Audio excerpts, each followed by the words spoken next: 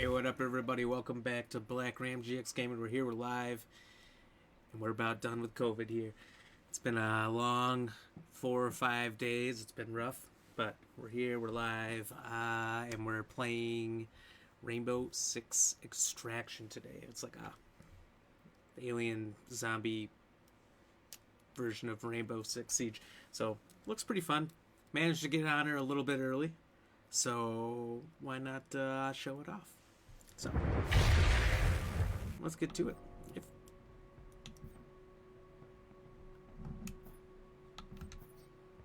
Oh man, we need to turn that off.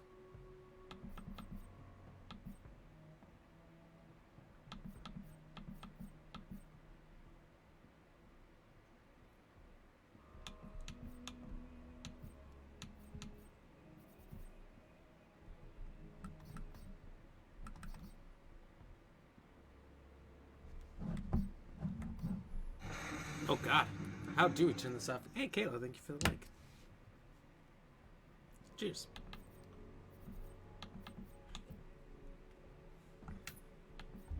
Oh, thank God. That was awful. And if it's your first time watching, feel free to drop a like, follow, even after the stream's over. I really appreciate it after the whole missing a couple days to COVID. If you're on YouTube, like, subscribe, leave a nice comment.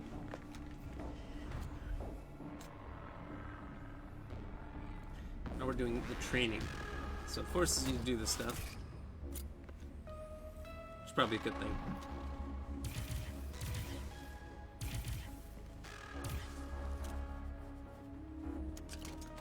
Well, it sure looks cool. Cool. This is bleeding edge VR combat training. No one's encountered anything like La Zona Caliente. If our people are going to collect critical data on the parasite, they need the best training possible. Hold on. You did not get to the extraction point in time. In the real hot zone, you would now be encased in stasis foam, waiting for someone to rescue you. Another good thing about VR, no stasis phone to dissolve when it's over. Like I said, cool. When do I gotta try? Maybe after lunch. 2 days from now. Next. Hey William, thank you for the follow, man. Cheers. How are you doing?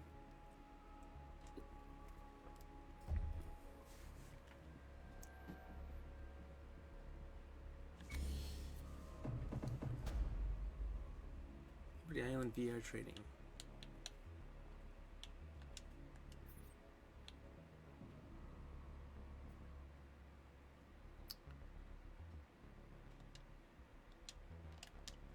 Okay.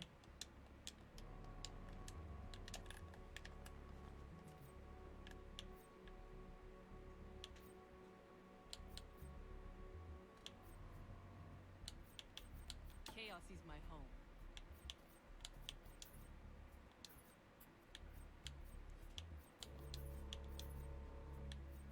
Is there a point to the suppressor?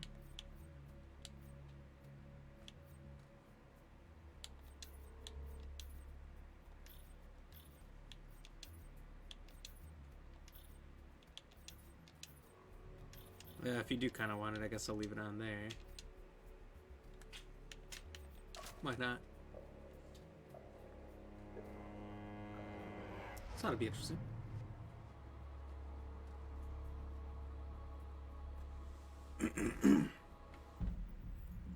All React departments enact incursion protocols for the safety of our personnel. Concentrated areas of parasite activity are called hot zones. React has contained the area within 3 subzones separated by airlocks. Operators are deployed to the safest area to complete objectives and gather intel. Parasite activity increases after each airlock, in line with React's directive to limit threat propagation. Operators can exfil at any time at the available extraction point to report new intel to R&D. However, the further you go on an incursion, the better the intel. The parasite ecosystem is sensitive to intrusions. At a certain threshold, it unleashes a massive Archean attack to eliminate the threat. The safety protocol is in effect when it's too risky to send for an extraction platform. Exfil before it's too late. Operators who fail to exfil or are left behind for any reason are considered MIA. A stasis device is activated on MIAs to protect them from the parasite. The next squad deployed to the same hot zone can attempt a rescue. React will do what it takes interesting. to bring our people home.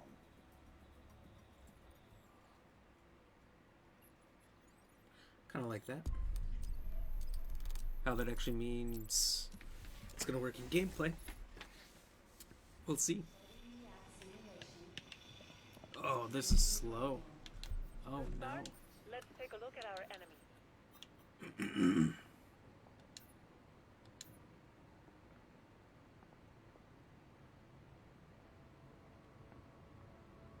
You have one target to take down with your React blade. A sample will be collected at the same time. Use your React drone to locate your target.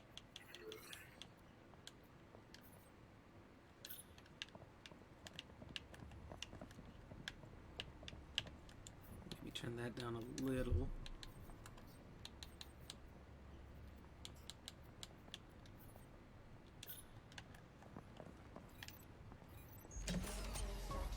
Stay close or you'll miss your ride back to base. Oh, maybe I don't want to do that. I don't know what to do. Sam, thank you for the like. Cheers. How you doing?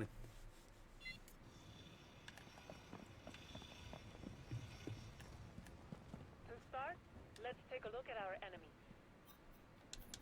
You have one target to take down with your React blade. Sam, A sample will be collected at the appreciate same you. time. Thank you for Use the your React shares. drone to locate your target.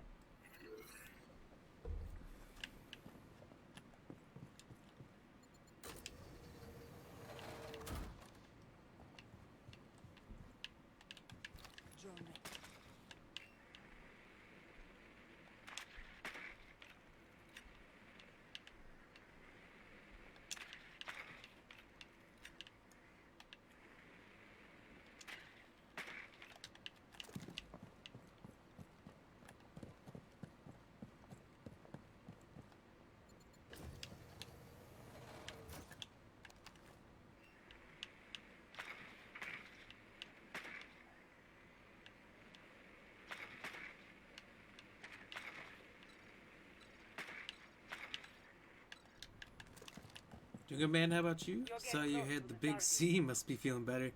I'm doing a bit better, yeah, for sure. The worst symptoms are over. So that's all that matters. It's been the CDC 5 days. 6 days, actually.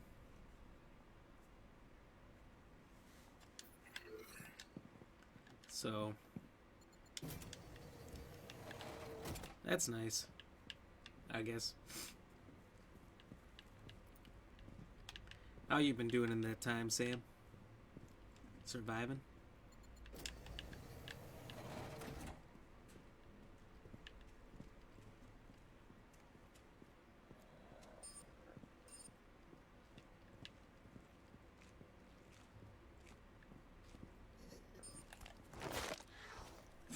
Never seen the way? Up to.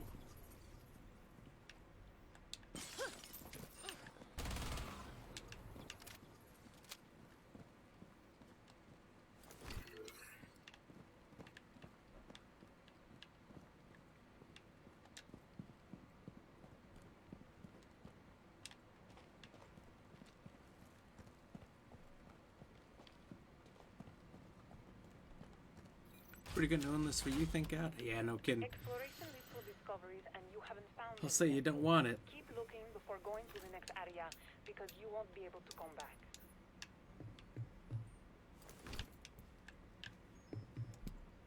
Airlock sequence. Subzone transition in effect.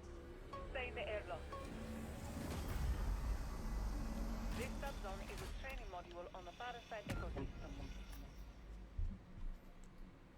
Nests are usually dormant when... I probably should have been reading all the other ones. When Archaeans become alerted, they will wake up nearby nests. Awakened nests will continue to produce combat-ready Archaeans until the nests are destroyed. Awakened nests generally spawn, which can reduce your On occasion, mobility. we need you to plan auto trackers on nests. so we can monitor them. Locate some nests.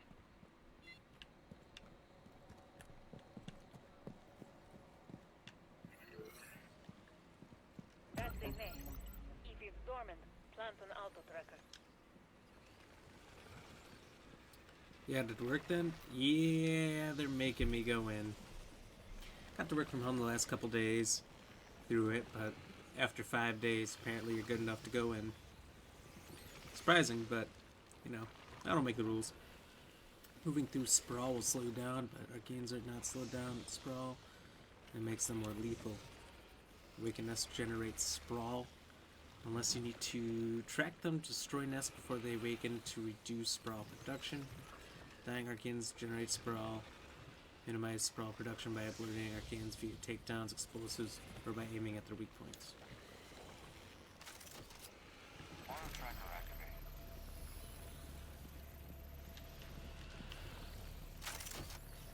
Auto tracker activated.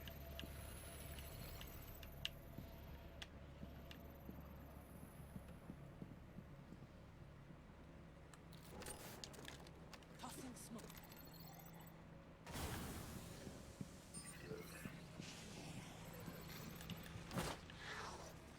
That one's taken care of. Auto tracker activated.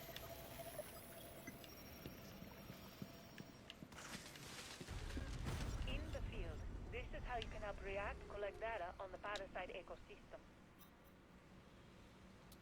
Every subzone has an extraction point. To end the incursion and secure your latest XP, head to the extraction and call for the extraction platform.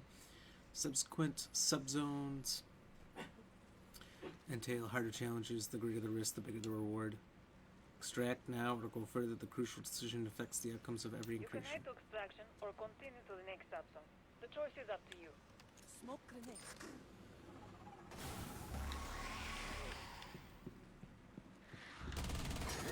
Okay.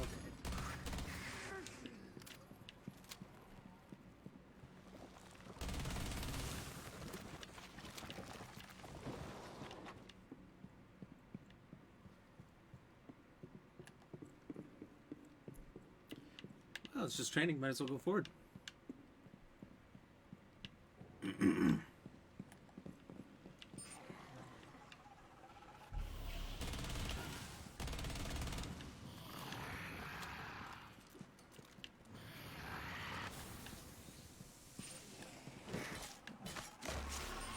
Situation has been handled.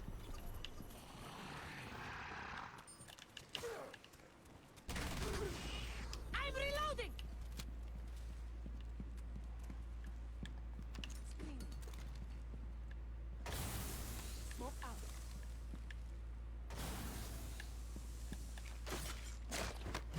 That's done.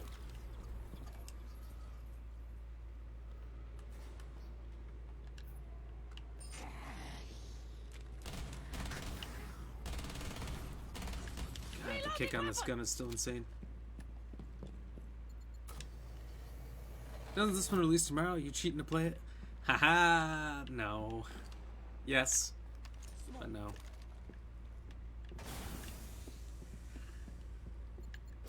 Just a simple little trick. Smoke out. I'll wipe them all out!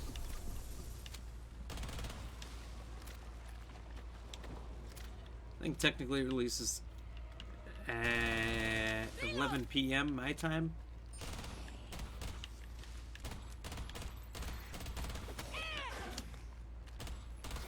Reloading!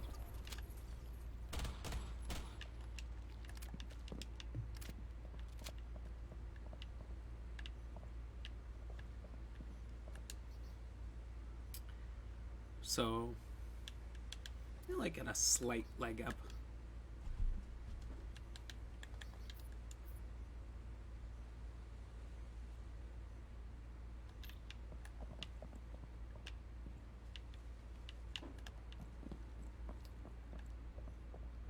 This is extraction. Okay. I thought this was the right way. This was the wrong way.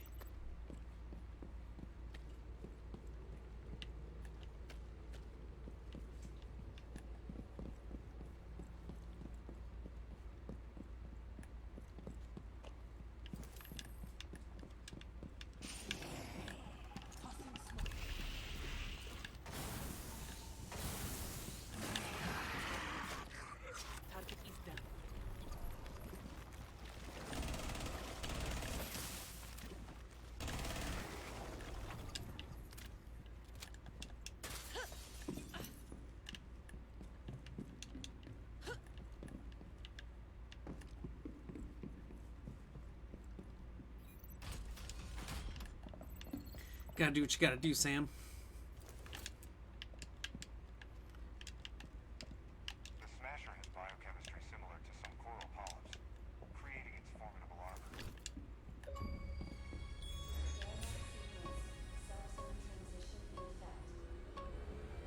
Nice. Finish. Let's run through MIA rescue procedures. If you don't leave the subzone in time via extraction or an airlock, you'll be considered MIA.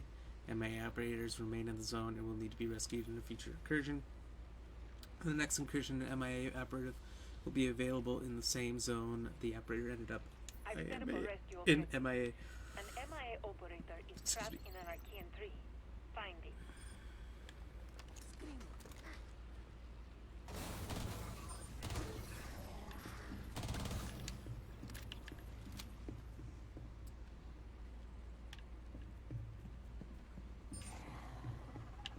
Certain walls and floors can be destroyed, giving you new tactical opportunities.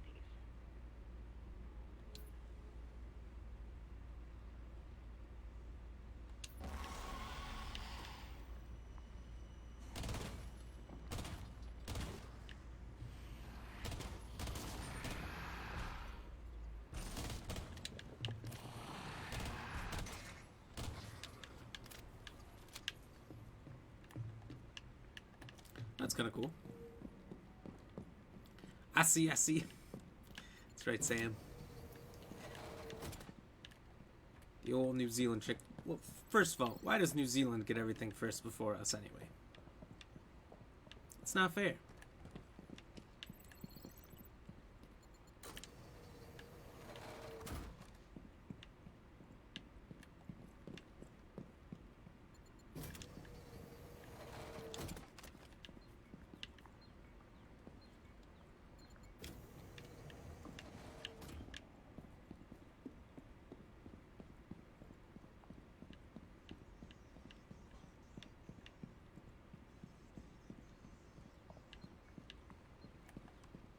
There's the Archean tree.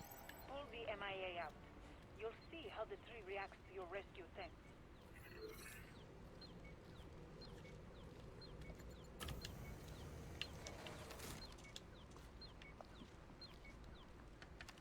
It's resisting.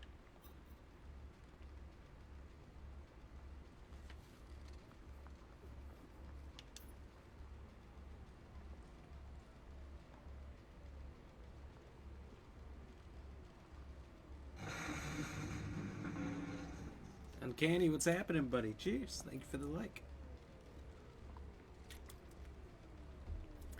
What up, what up? How are you been doing?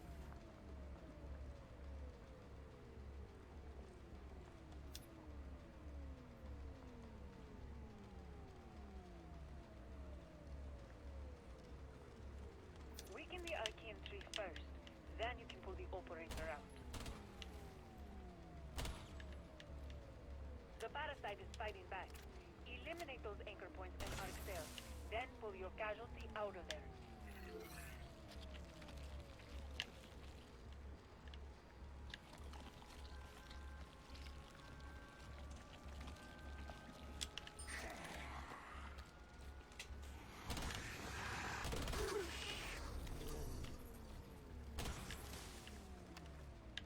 Been chilling, got a headache from the drastic weather change you got going on over here. Ooh, that sounds rough. Good. Now get the operator to the extraction point. How bad's the weather change?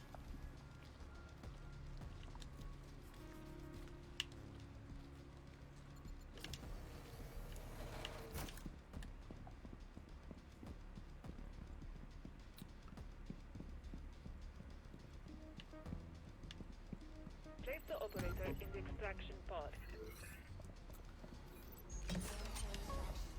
Stay close or you'll miss your ride back to base. That was a good run.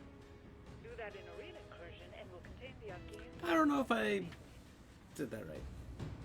Don't matter, I guess. Yeah, I'm survived the COVID.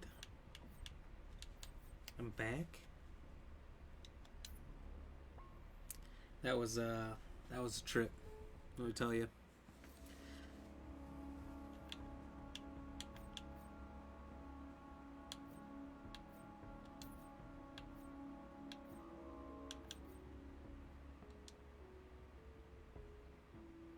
From 49 to 73 high, and then it's going to drop to 30s and 20s, going back to high 70s. Jesus Christ. I know we get it bad, but that's pretty awful. COVID has been on the uprise again. I know, it's been crazy. It's like, I was saying, everyone who didn't get it the first go-round is getting it this go-round.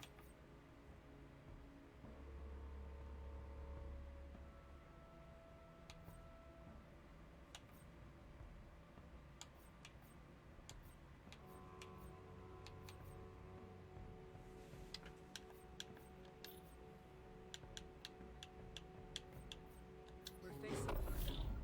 We'll learn all we can on the enemy, the Archaeans. Or Because I hadn't gotten we it won't have it. the whole time before. But somehow got me as I was going to get my booster shot. Got my booster shot that I had. I did have vaccine illness, and then I had COVID I had to fight off at the same time. Awful. Brother got hit with it. My uncle, 3 of my friends, all the same month. Almost at the same time. Yeah, I've heard of a lot of people recently around me getting it all within the last week or two. I mean, people in other cities and whatnot around, but no surprise, it seems like this one's super contagious. Because I wasn't even around anyone in the time limit they say needs to be necessary. It's pretty far away from everybody. Washed my hands. I was only at work or home. I literally didn't go to the gas station, grocery store, nothing. I didn't even touch like door handles on my way through. I always use paper towels to get through everything. I was pretty cautious. Haven't been hit at all from the lousy thing. Lucky. Weird how viruses work. They don't make sense. Especially this one. But I mean, overall, it's kind of like a bad cold. I kind of thought I had the flu the whole time. You get like a really bad sore throat, is what I had. And it was to the point where, like, couldn't swallow. So if you ever see, like, wrestlers back in high school where they had the spit bottle, so they could, like, dehydrate themselves throughout the day, they're just spitting in the bottle. I started doing that just so I wouldn't swallow my own saliva. I couldn't eat or drink for 2 days. I ate 1.5 bowls of ramen between Saturday and Sunday, and 3 pieces of steak, because that's when I still thought I could eat. Cold drinks didn't work, hot drinks didn't work, honey and lemon didn't work, tea didn't work, and there's like numbing medicines you can take for your throat, did nothing.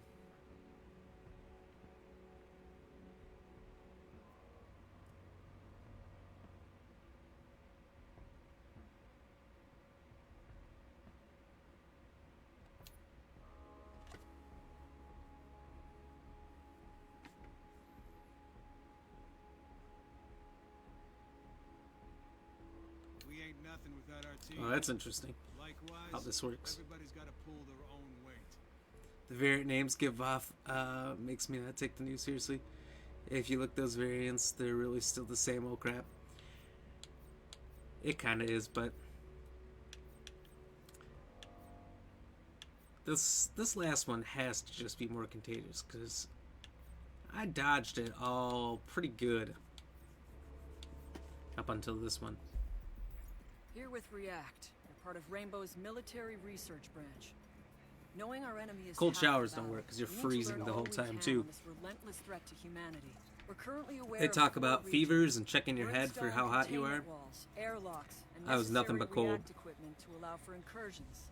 Each incursion is an opportunity to gather new intel, whether it be the parasite's origins or data on its adaptive behavior and biomechanics. Field data provides R&D with continuous support for cutting-edge technology. This means upgrades in React's arsenal and a wider breadth of tools to acquire even better intel. However, React cannot rely solely on tech. Every completed objective grants field experience, informing operators with tactical know-how to get ahead of enemy developments. This knowledge will lay the groundwork as more operators report for duty. We need all the help we can get. We'll learn everything we can on the parasite to give ourselves a fighting chance.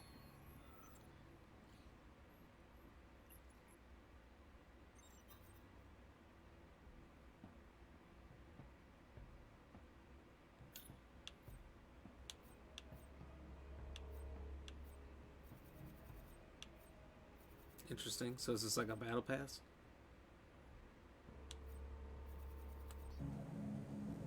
There's a lot more to this game than I thought. I thought it was going to be really simple.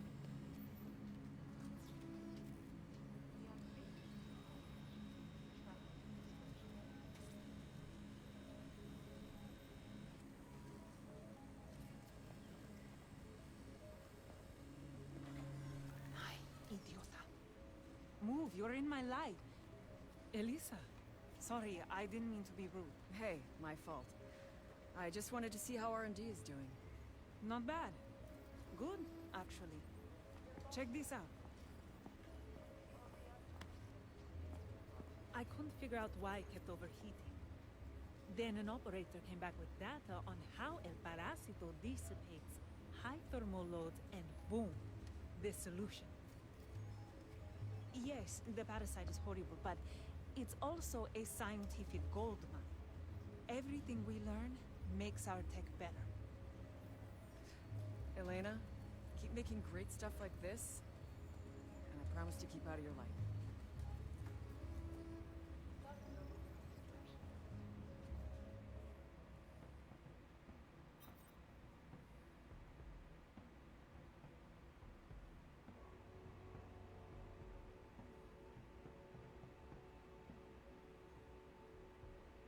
Our tech is years ahead of the curve. From prototype to release, you're using cutting-edge gear.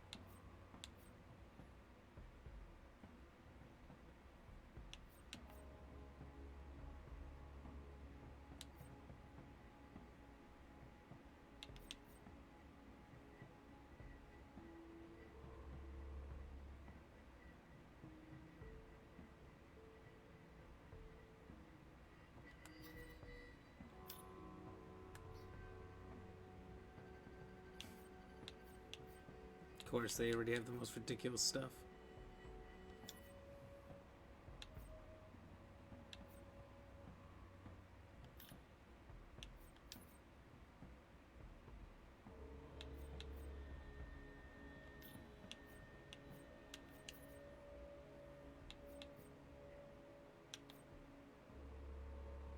Really? A cat head? With a mohawk?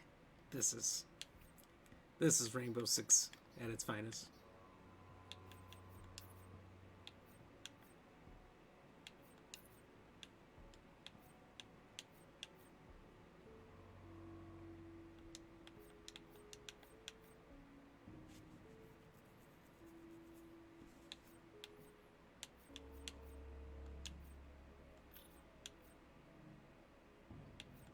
Okay. 10 stealth kills, 5 nests, all objectives. Sure.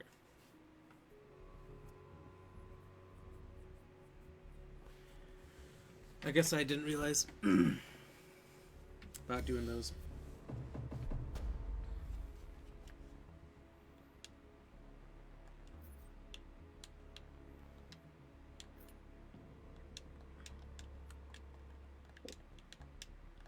I think it's loading in. Flank.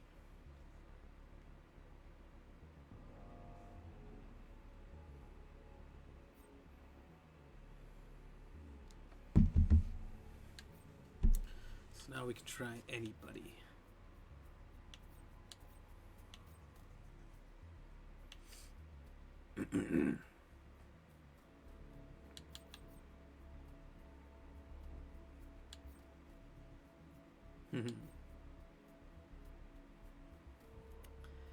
Lion might be the best guy I see here. Hey, Moan, how are you doing, buddy? Cheers. To make the hard choices. What's up with you?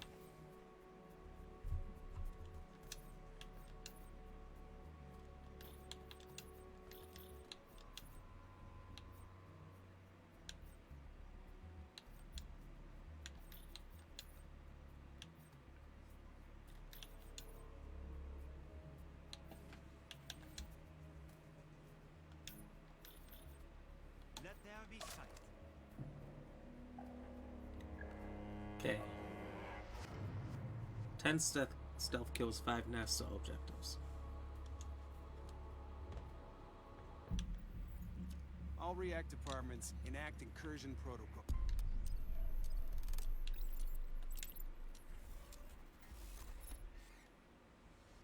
Loading react simulation. Commencing program. To start, let's take a look at our enemy.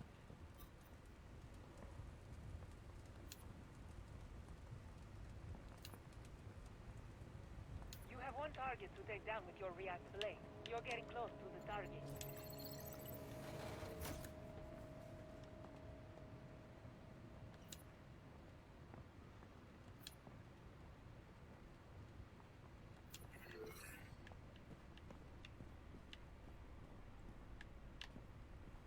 So I must have missed the target.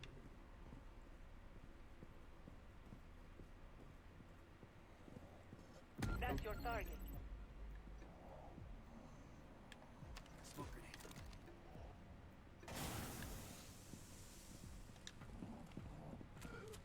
Your target knows your location. Use the smoke grenade to cover your movement. There is no escape. Now that's the way to use the react blade. Remember to keep it close at hand.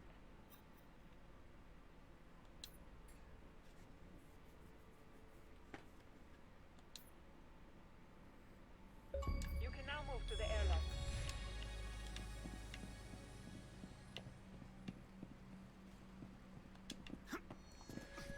Not so bad. Not so bad.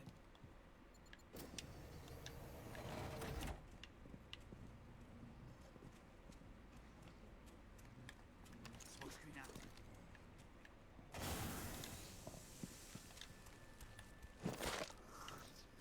Ruski. Effortless.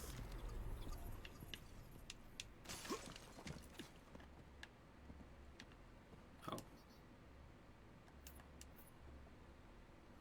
Only 2 stealth kills. Okay.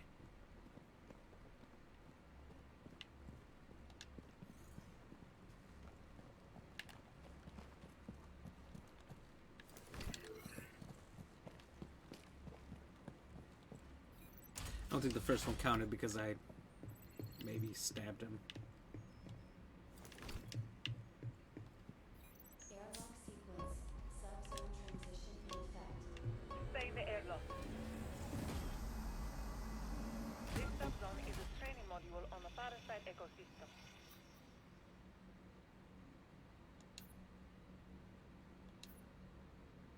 On occasion, we need you to plan auto trackers on nests so we can monitor them.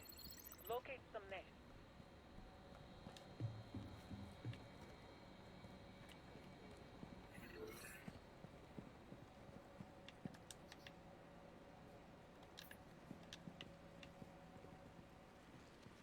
That's a nest. If it's dormant, plant an auto tracker.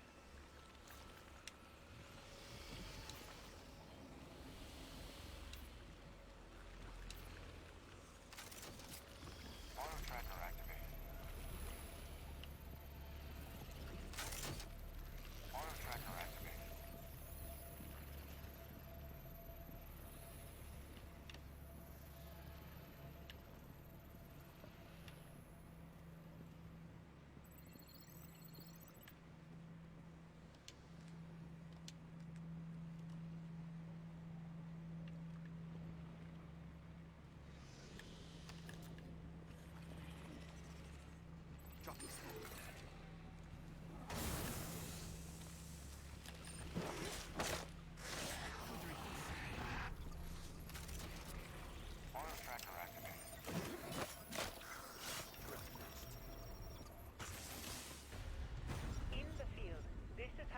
React collect data on the parasite ecosystem.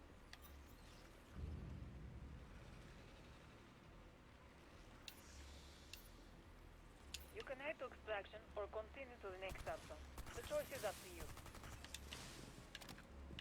Okay, I can see that.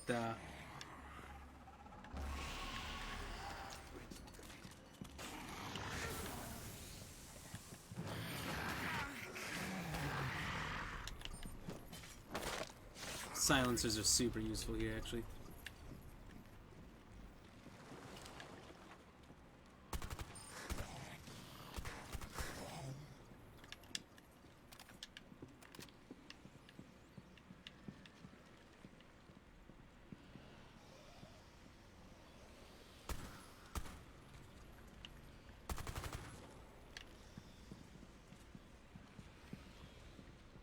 Reload.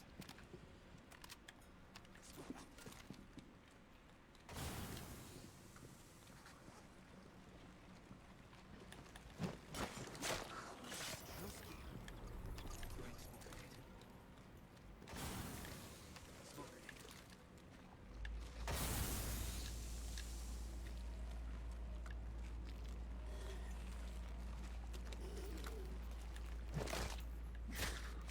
There is no escape.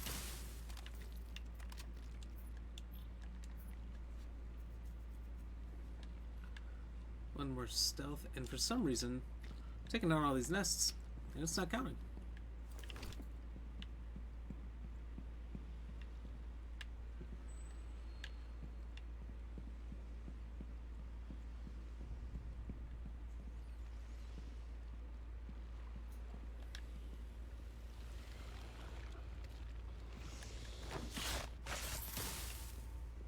That's what it wants me to do, okay. And that counts as a stealth takedown. Shit. I'd already been done with this.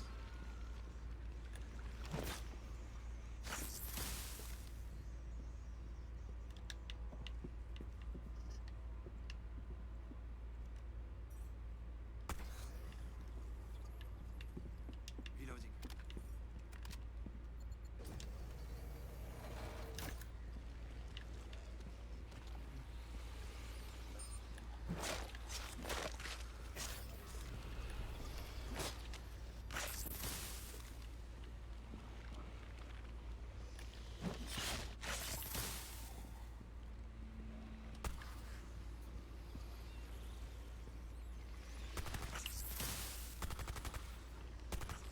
Reloading.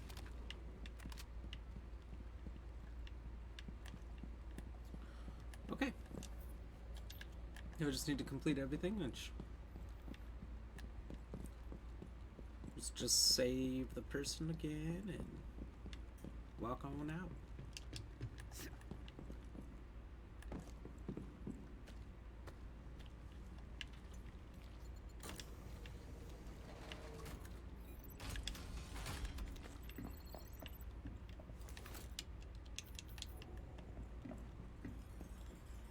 Airlock sequence.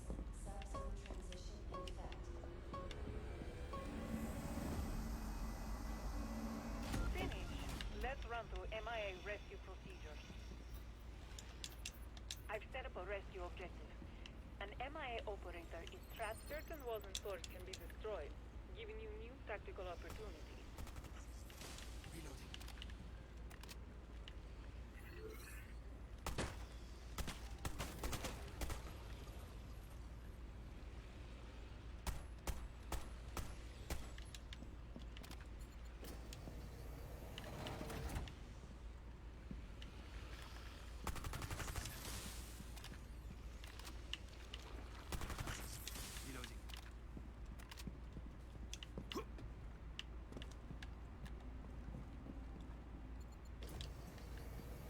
There's the Archean tree. Pull the MIA out. You'll see how the tree reacts to your rescue attempt.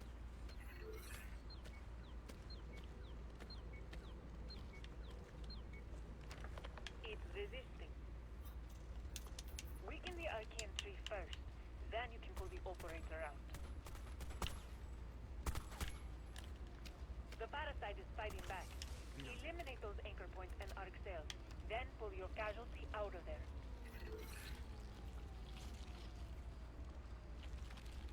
It's kind of like a little tug of war.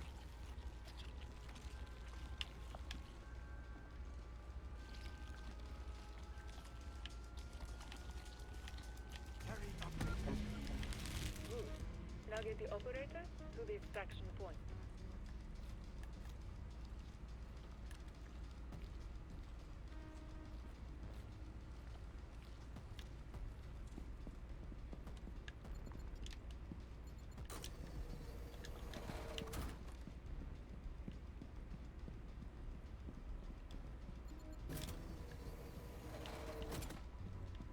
Place the operator in the extraction pod.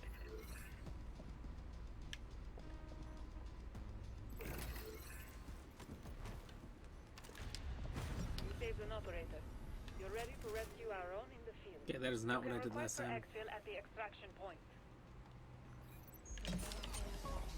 Stay close or you'll miss your ride back to base. Okay. Cheers. That was a good run. Do that in a real incursion and we'll contain the arcades like nobody's business.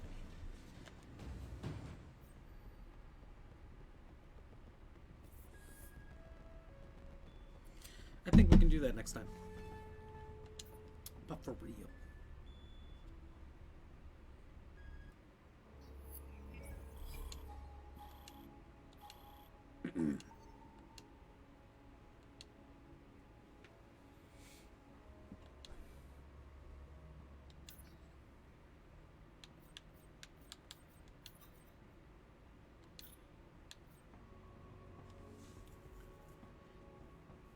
Ping nests, kill dormant nests.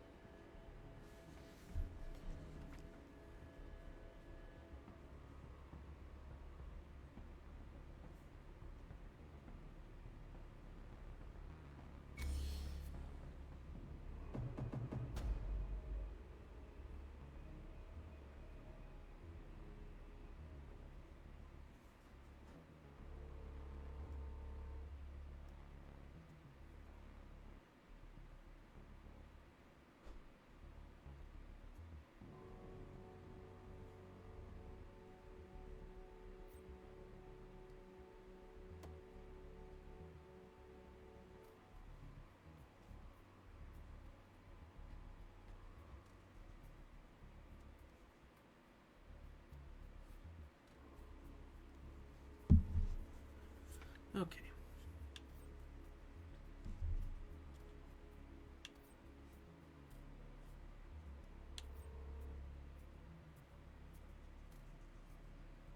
You point, I swing.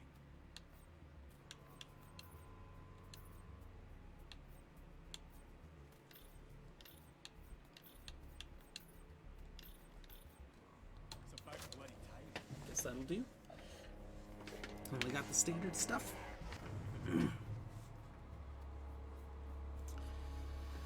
Why not try a shotgun?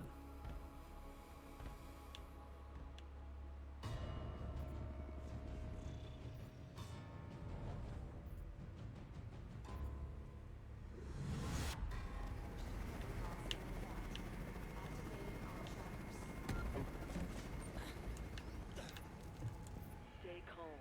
Tremors are caused by increased underground parasite activity. Get to our seismic stations to stop the tremors.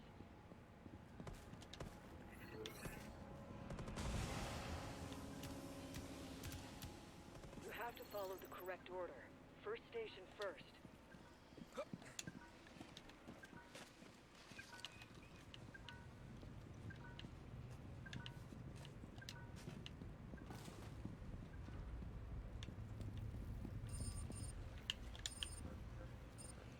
Take my guy out.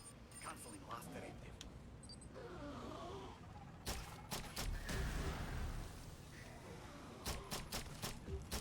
Incoming adrenaline boost.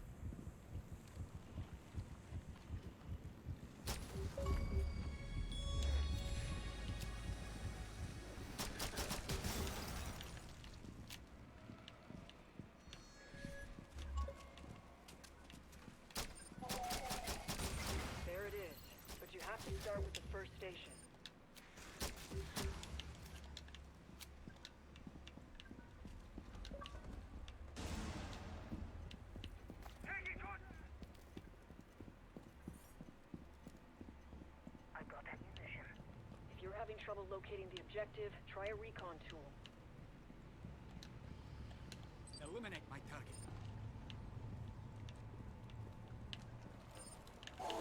Reloading.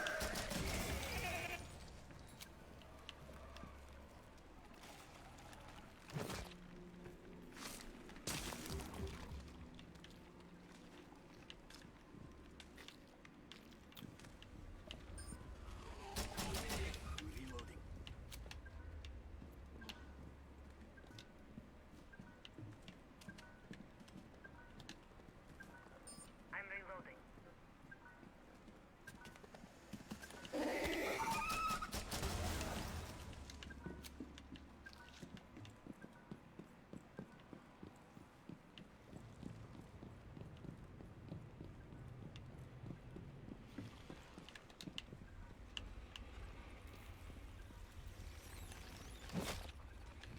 Just ran right past that.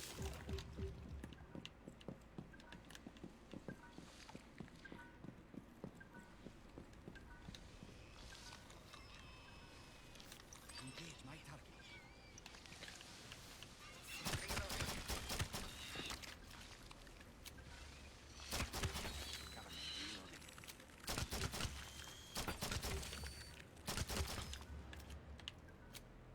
What was that?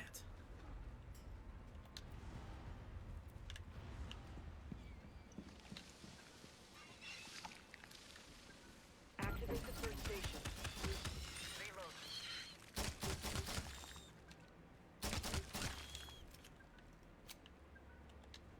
Commencing seismic triangulation. Setting down out in a... It's working. Get to the next station. Updating seismic triangulation. All right. Find the next station.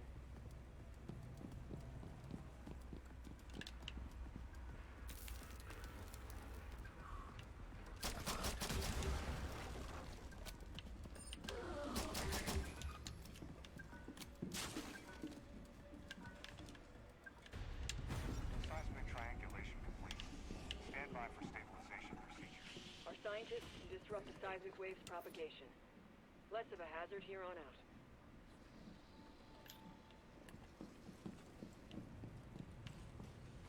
You're adapting well to the circumstances. Keep that momentum.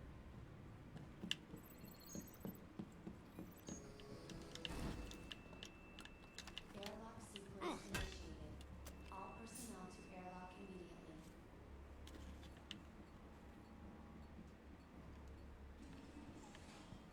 Airlock sequence in progress. Proceed to airlock immediately. Stay in the airlock or you'll end up MIA. Airlock sequence. Subzone transition in effect. Converge on location. Go there. Plant foam injectors in the nutrient node to stop the nests from regrowing. The dispenser will have injectors for you.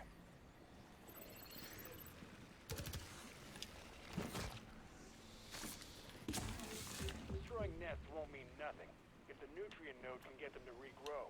Eliminate my target.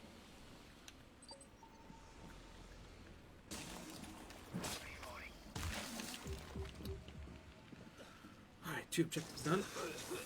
What the fuck? Release the foam on that node, and it'll stop doing that nest resurrection thing. Oh, that took almost all my health.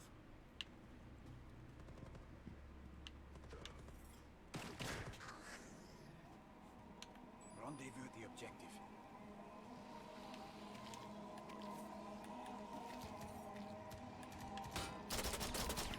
Reloading. Cover me.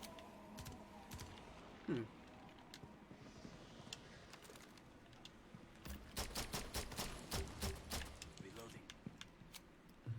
One more nest. Okay, all objectives done.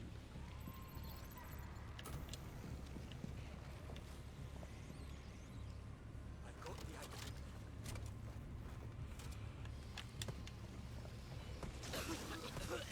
Wow, really?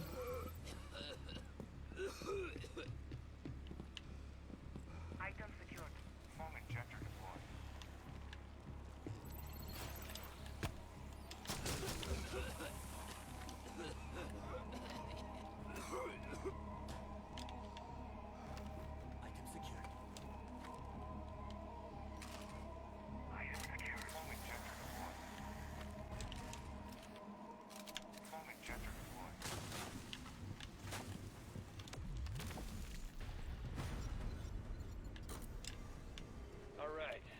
activity is back to normal. If we can call any of this normal.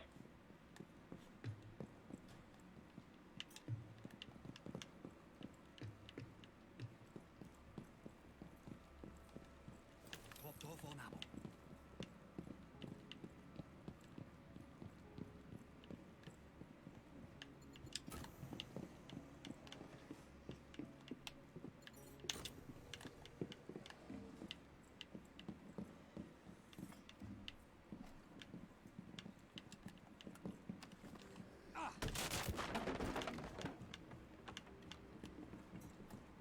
We should move to the airlock.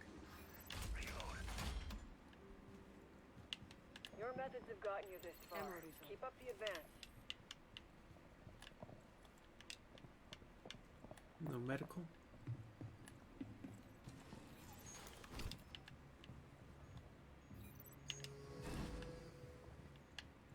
Airlock sequence. Subzone transition. It's alright. Who needs health? These guys seem to know what they're doing. Get to catalyst emitter. You will collect data on parasite energy phenomena as they react to the catalyst.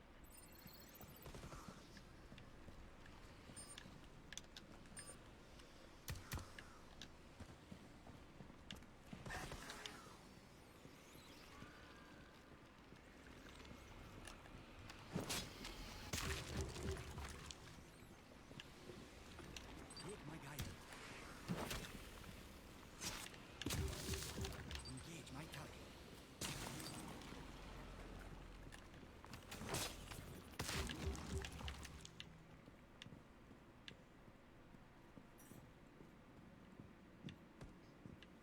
Gotta find this catalyst emitter, hey? Get the catalyst emitter online. Artifacts will behave like activated axons.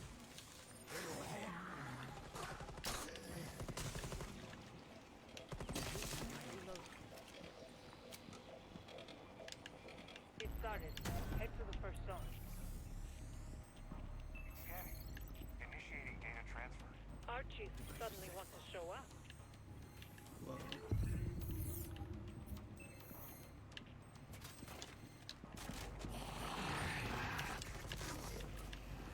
Converge on location. Reloading.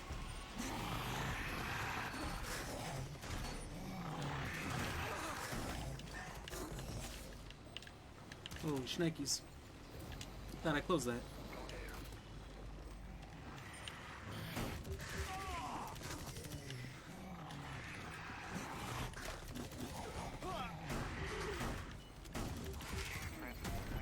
Head to the next scan area.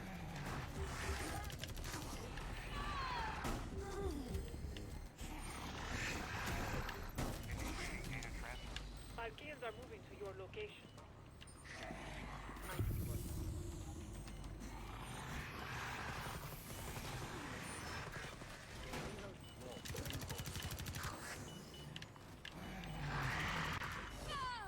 Man, this is wild.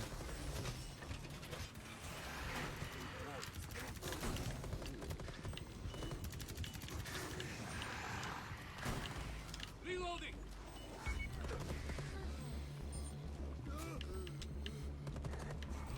Feel kind of more like last line of defense here. Move to the next scanning zone.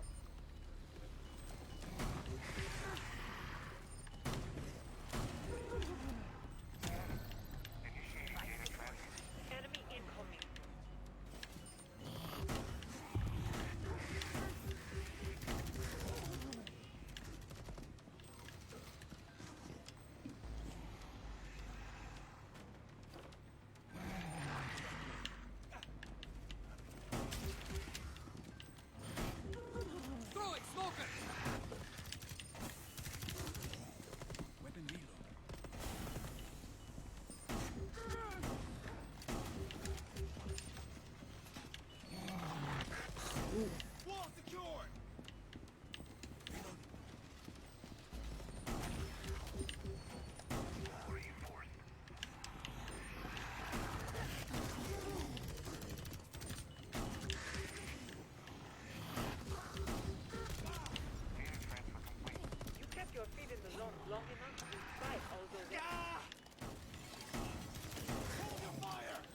trying hard not to shoot him. And I ended up having to shoot him and not saving him.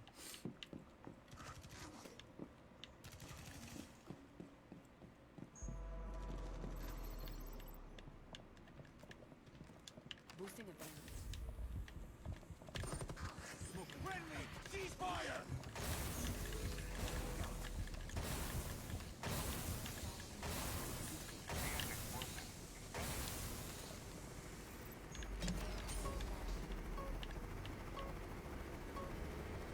And we out. React, pride, and joy. Just don't Cheers. let it go to your head.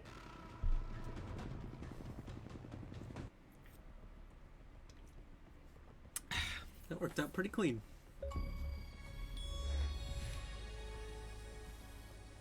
Mission probable.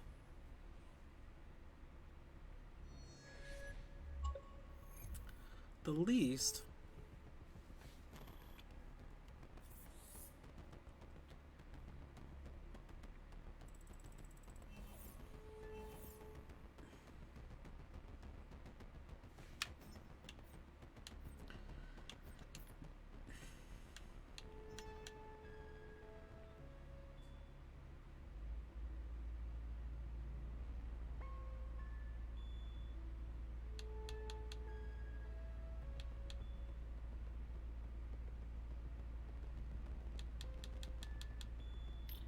I guess.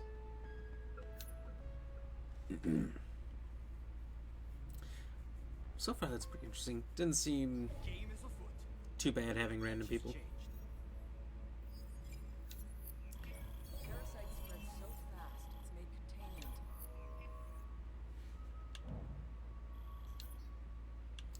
Shotguns were nice, for sure, for when it all breaks down, but you don't get a lot of precision XP. Different supply cases, 3. Use any command from the chat wheel. There's a chat wheel?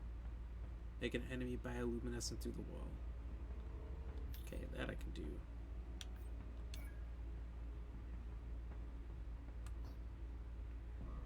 Let me show these Archaeans how I grow power.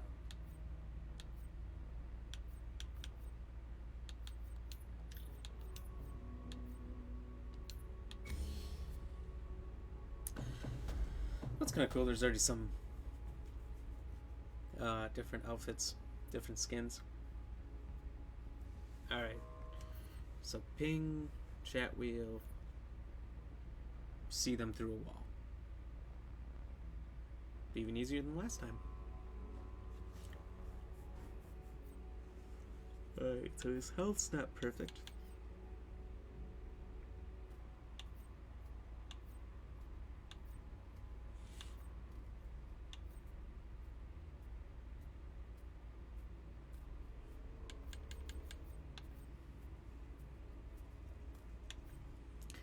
Let's just do Doc.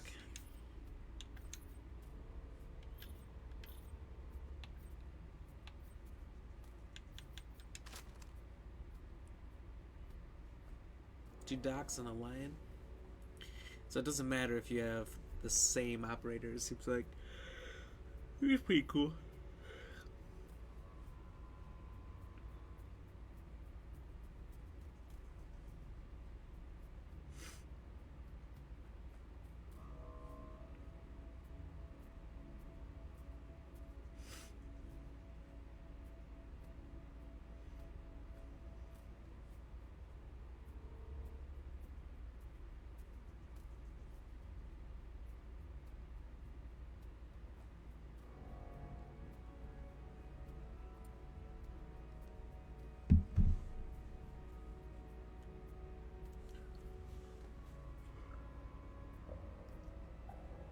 Or maybe they couldn't play Doc. They had to switch.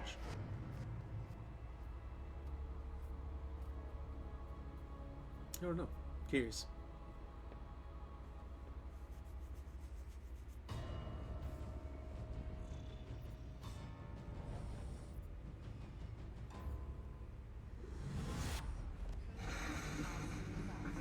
Hey Brandon, how are you doing? Thank you very much for the like. Cheers. Move to catalyst emitter. Visible anomalies are here and they can help us understand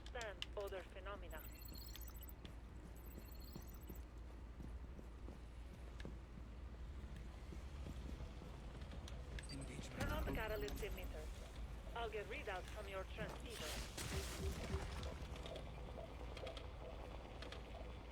Go to the first scanning area.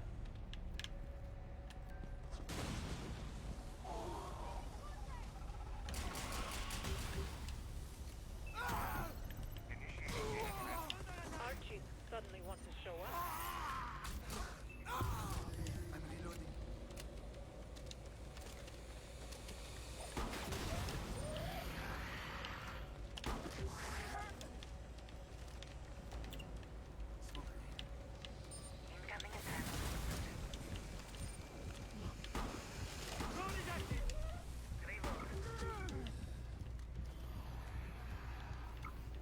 Only activate the airlock sequence if you don't plan on coming back to this zone.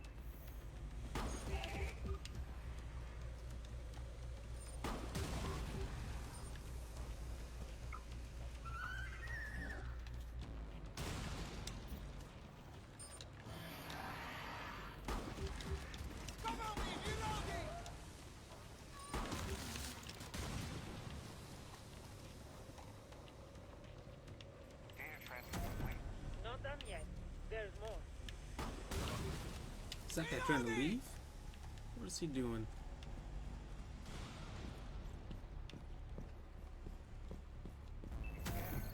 Initiating data transfer. I'm detecting hostile movement. Multiple targets.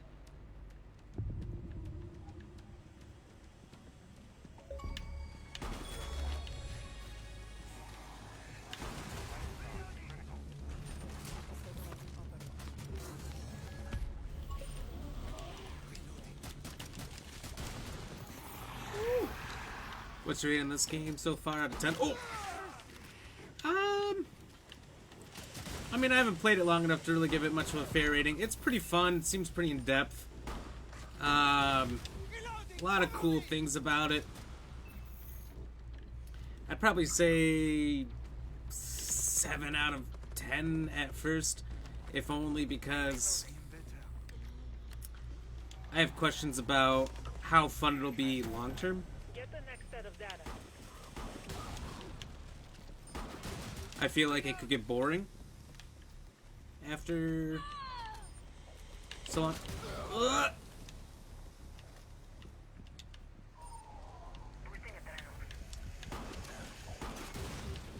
You know what I mean? It feels like a more intense Call of Duty Zombies.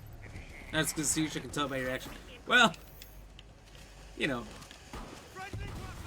Siege, it's you and other people, so there's that competition factor. This is you versus bots. So it's fun, but like...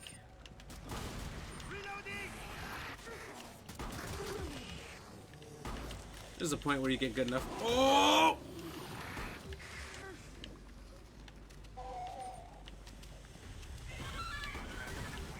This new data will help us understand El Parásito and the origin of the Chimera bacteria.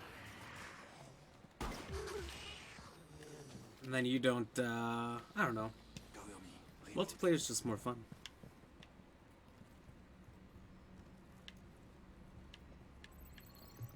I don't feel like, we should extract. Here's reactor. Reloading.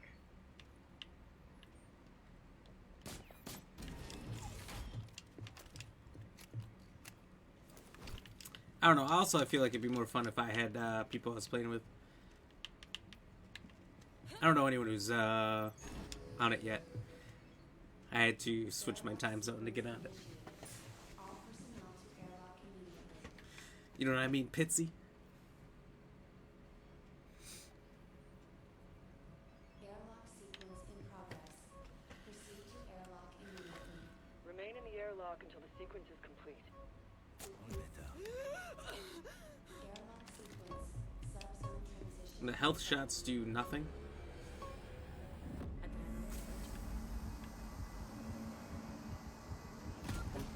Nest mapping data indicates the presence of aberrant nests here. Find them. Vital signs critical.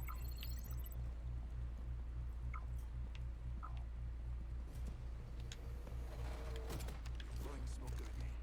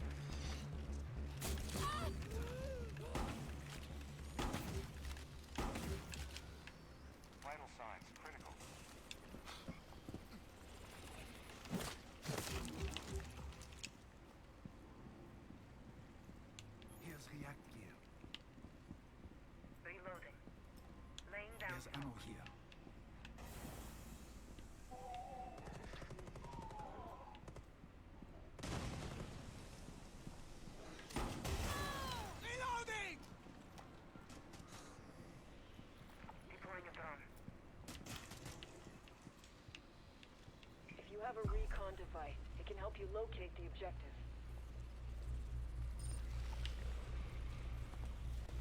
So far I can say it's intense and I like that. Eradicate those aberrant nests. Then get a sample of the malignant neoplasm right from the source. Squad mate here. Get that one here.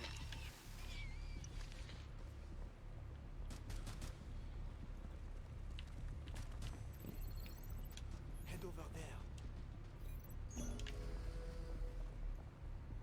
Calling for extraction. I have the Go there. casualties. Get to the extraction Exfil point. your squad mate. Get them to the extraction pod. Get our casualty in the extraction. Converge on location. If you don't extract, you have their back. I know they'd do the same if it were you. In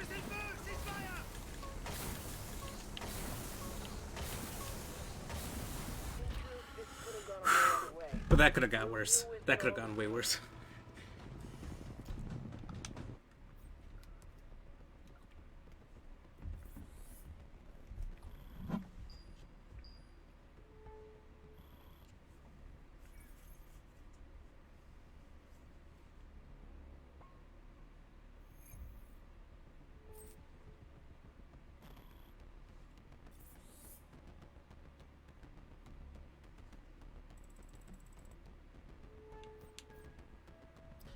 Well, it is what it is. Better than losing an operator and having to retrieve him. Mira worked with DARPA to design an immersive VR space.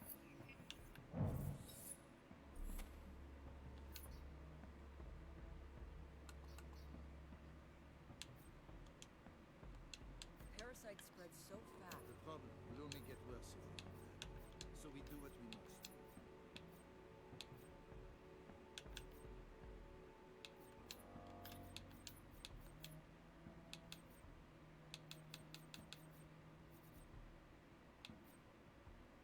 Whoa.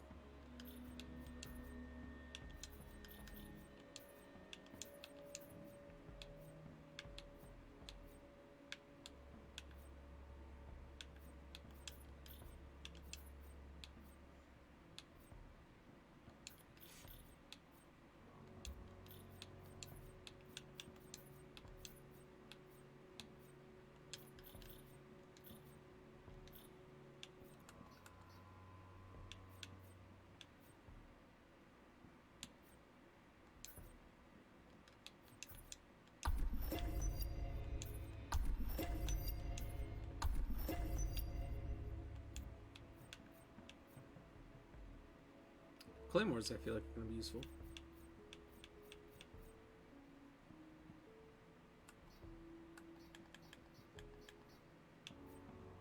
No one can prepare for chaos. Just have to know how to survive it.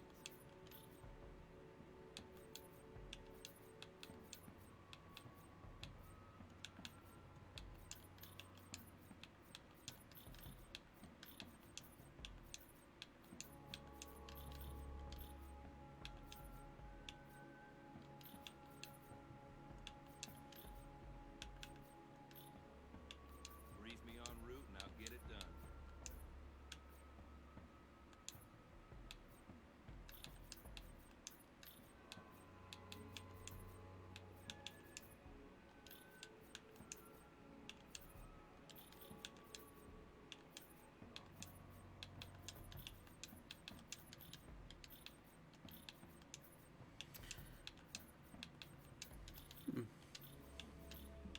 Stakes are high. I'm ready to go all in.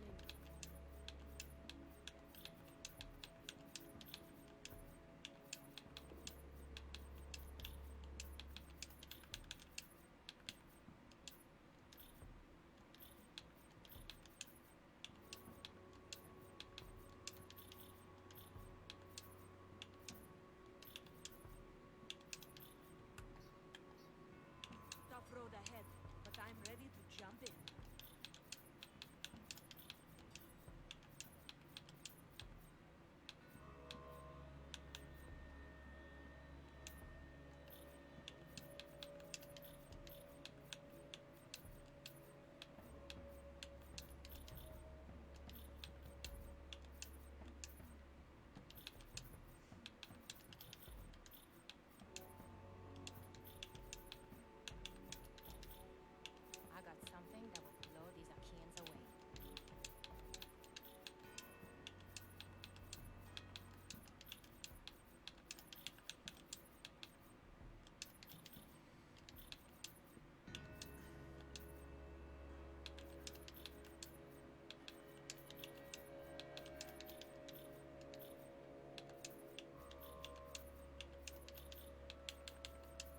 make my presence felt, even when out of sight.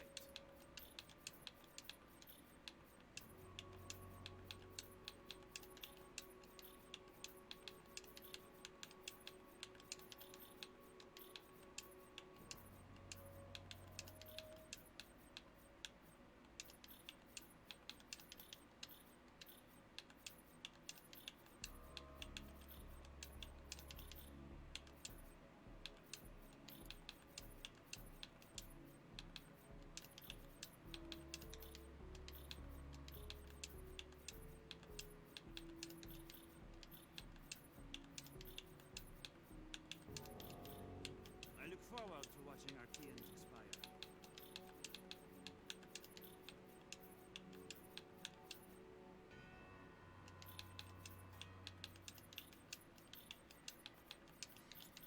At least this is pretty slick.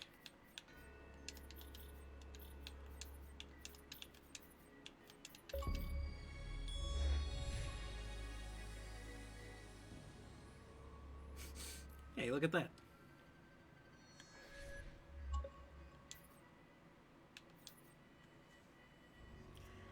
Kills with your primary weapon 5, secondary 5. Get 15 kills or assists in a single incursion. That should be easy.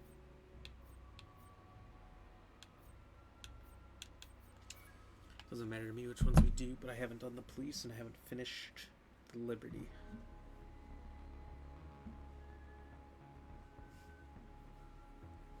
So I don't think I have anybody on playing this yet.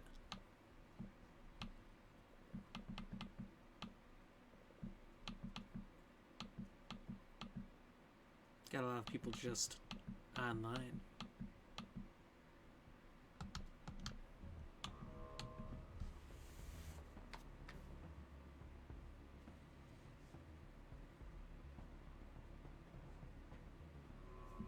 Alright, who to play as this time though?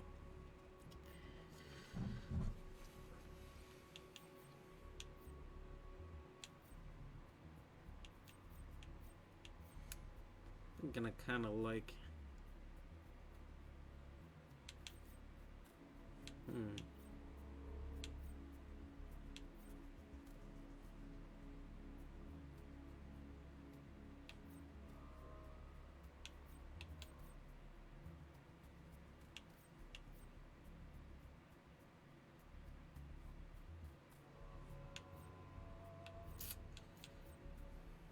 Oh, hello. Operators are unavailable if somebody else picks them. Here comes the rush. Let's try Finka. I think she's got a pretty good weapon.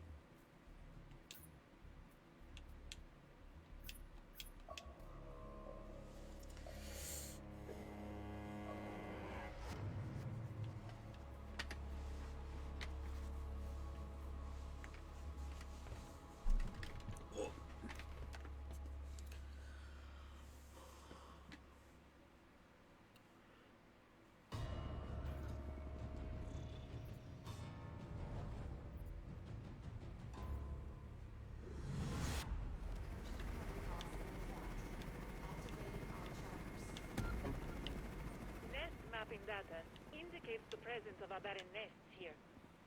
Find them.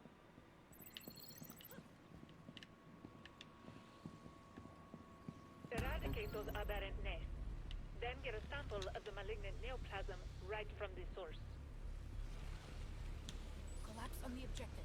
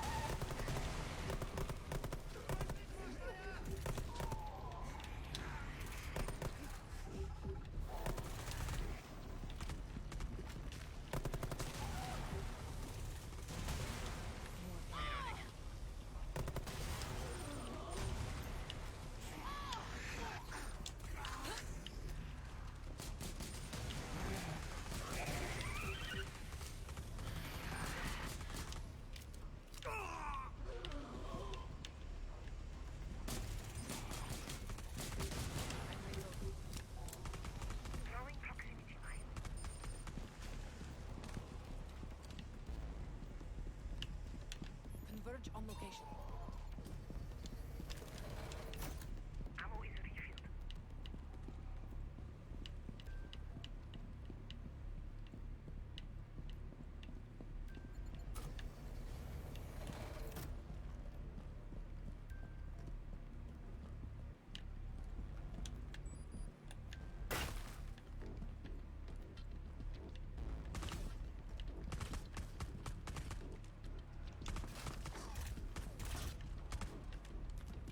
Destroying Alvara's nest, and the neoplasm will be vulnerable.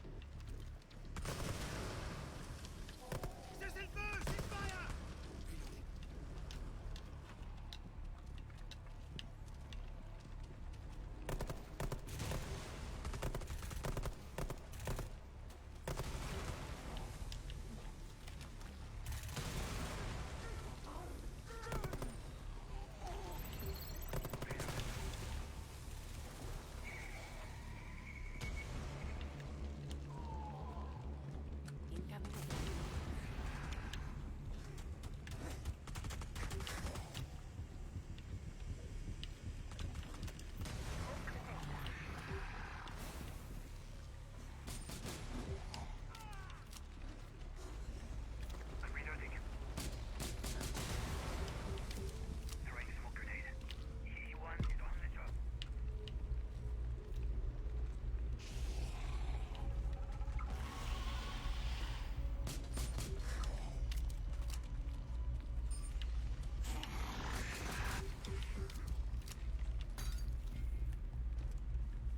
Whoa.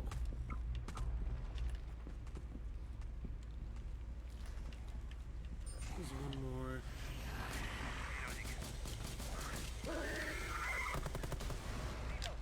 One more aberrant nest somewhere. Where is it? Reload. All tests are done. Get a sample. Head to the objective.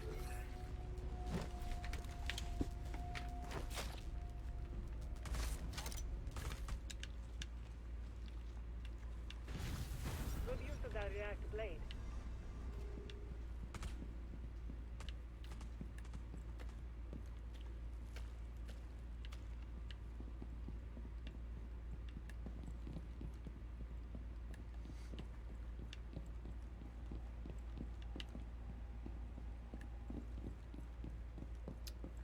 I think it's just as worth to just extract. Go there.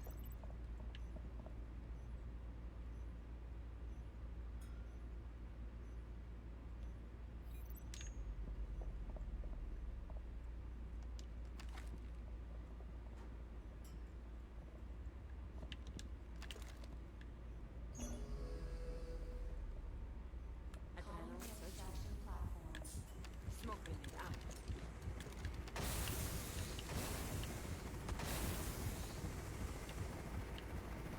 Extraction platforms. Make it back. We'll need you to go on more incursions. I think that's another operator injured.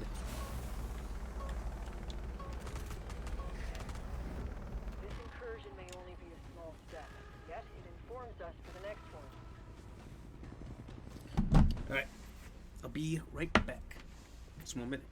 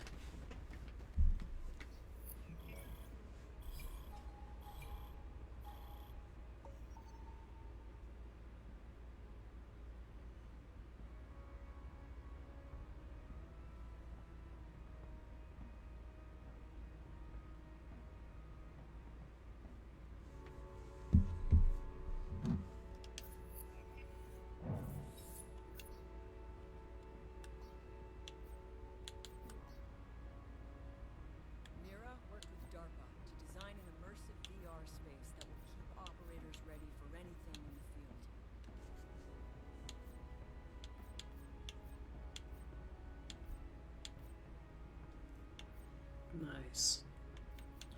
Nice, okay. I want Jaeger.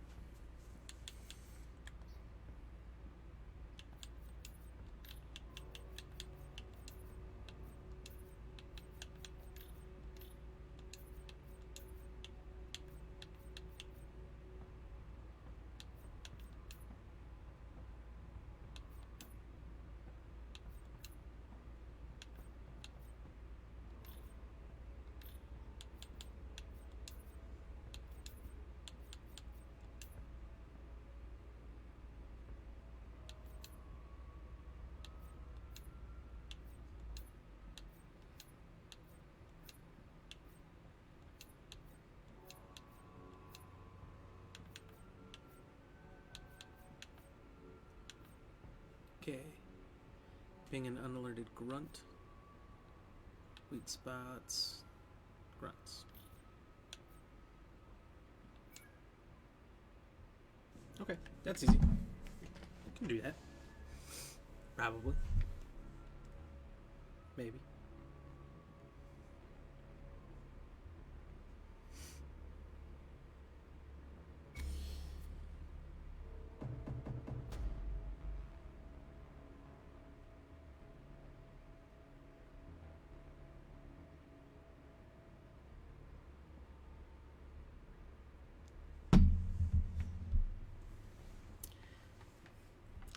You can see up there, there's somebody keeps talking Flurkin Force.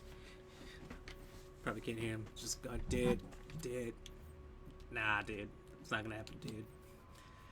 What happens if so many people get injured that you can't pick someone because your operators got taken? Wait for my signal. You know if I will hear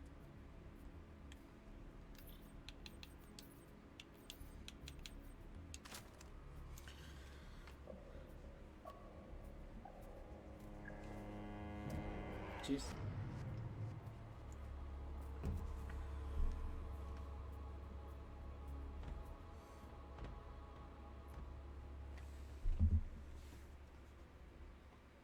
It's a bloater.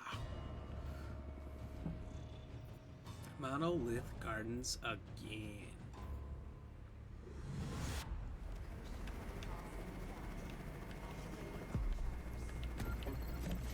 We got an SOS from this subzone. They secured key data and can't get out. Exfil our React personnel. There's our personnel. Prep for exfil. Take out my house.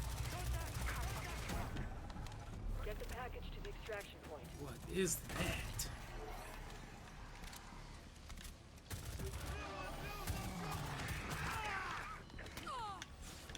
Neutralize my target. Bring the asset to the extraction pod. Eliminate my target. Package is secured. Neutralize my target.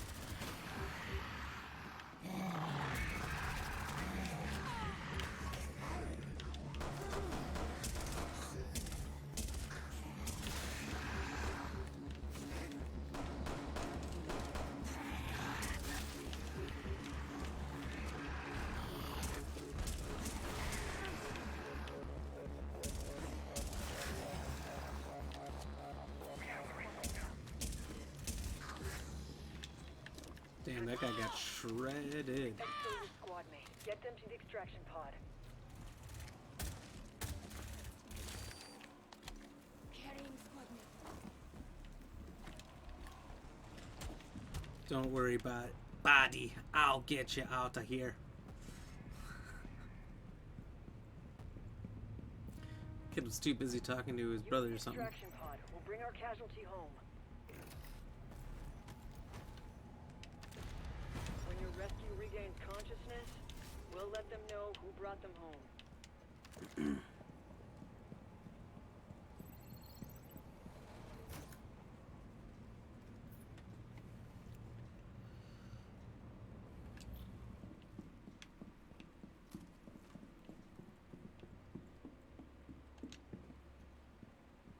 You're reaping the rewards of your efforts. Don't stop just yet.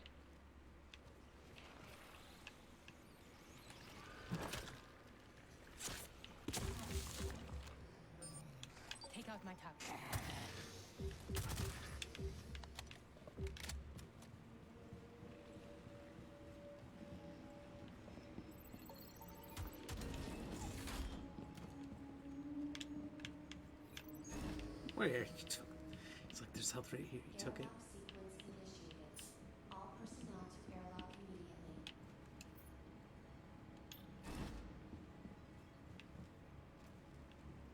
Airlock sequence. Subzone transition in effect. Oh, he took the We have one an out. operator in stasis.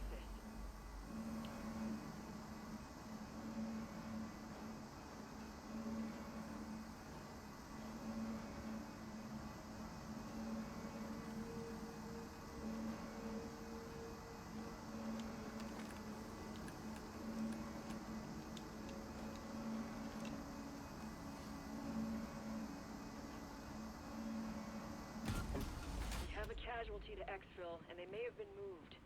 There's no telling where the Archaeans could have taken them.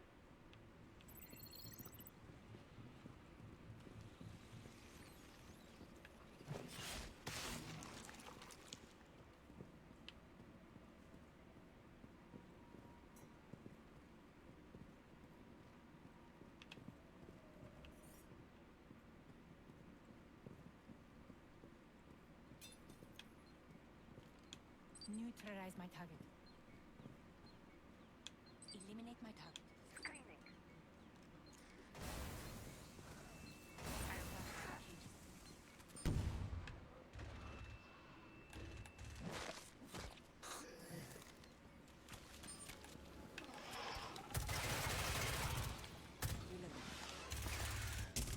Vital signs critical.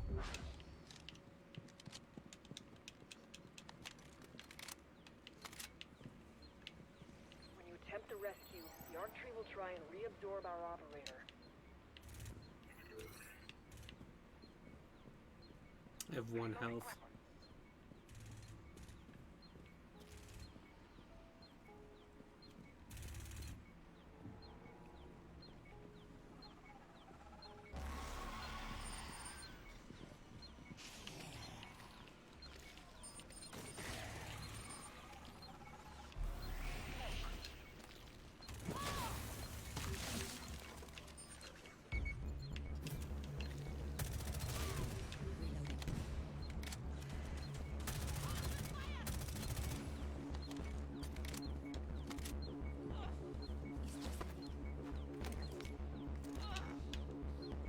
What the?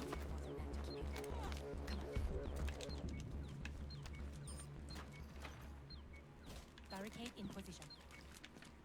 It's acting up. Target the anchor points in Arc Cell.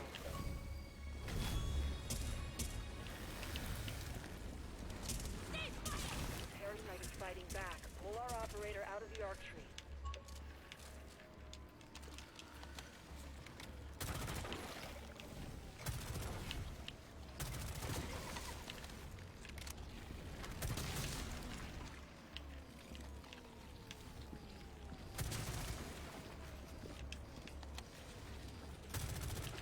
The parasite is gaining the upper hand.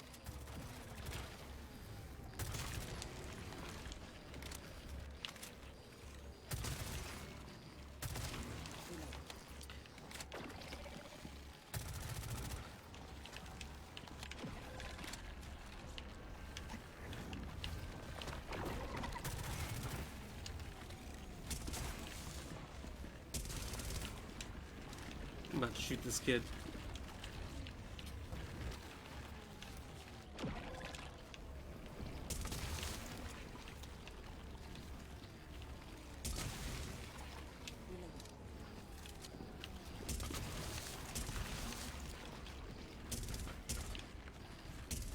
We're losing our MIA to the parasite. There's only so many. Yeah, I'm out of fucking ammo.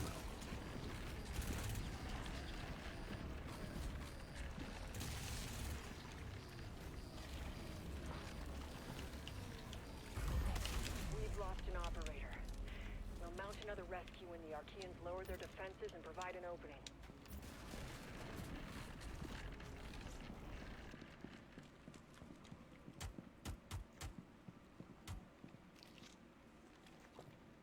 Here's the truth. I'm extracting.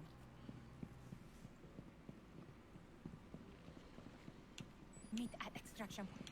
Canceling last directive.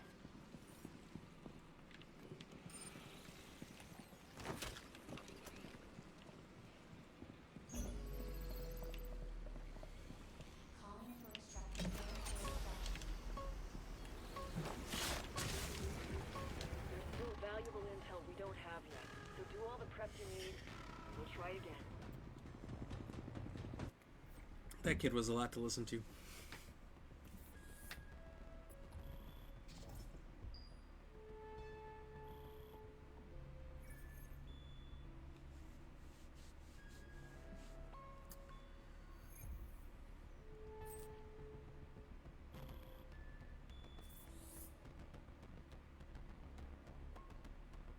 That first one I did with those people where they played it really stealthy. We did all the missions, got through with flying colors, absolutely killed it. Ever since then, I don't know if it's just been more difficult, but people have been going in really loud, and it seems like that has not gone well.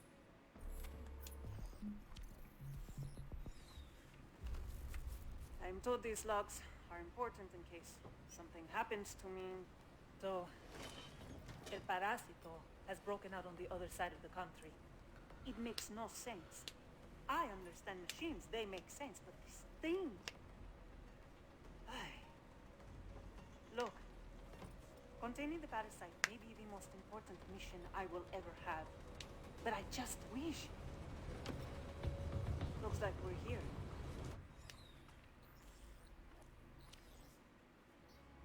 San Francisco.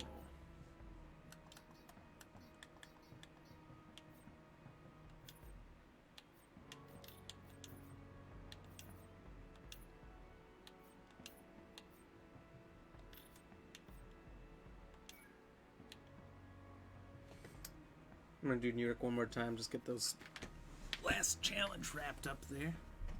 I had to kill 2 grunts.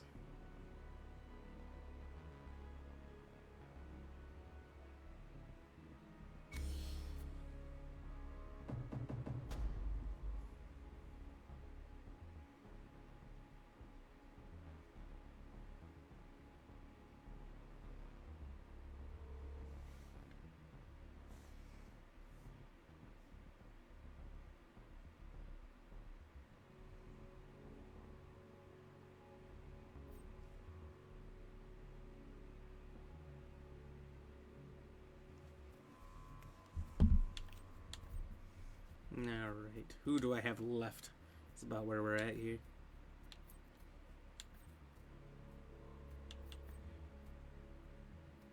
The Archeans don't stand the ghost of a chance.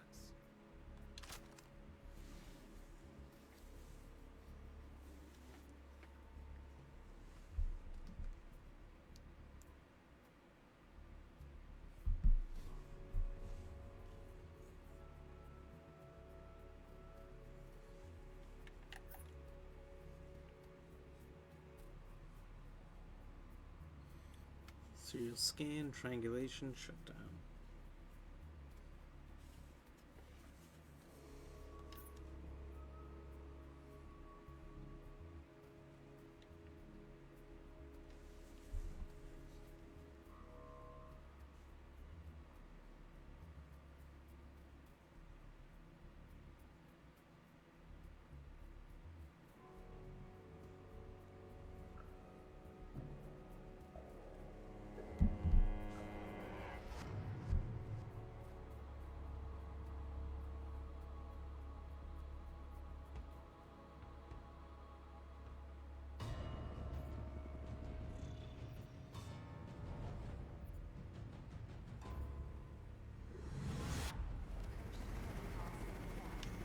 Seems like it's Monolith Gardens a lot, but I've noticed you kind of have different starting points.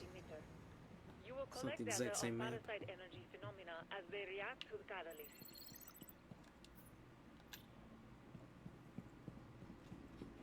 Go there. That's the end for you.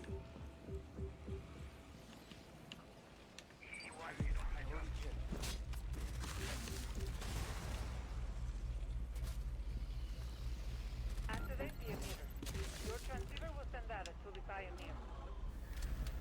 Move to the first zone.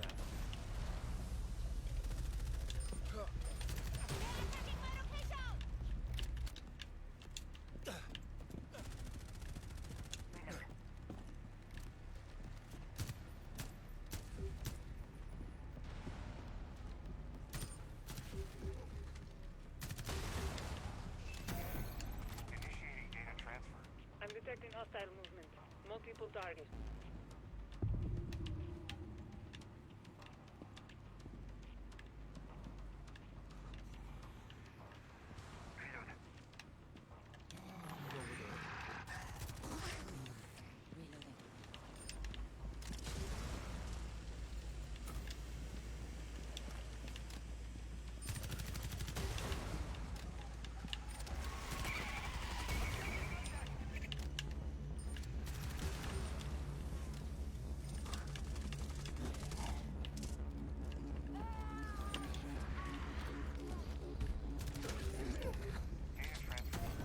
Head to the next scanning zone.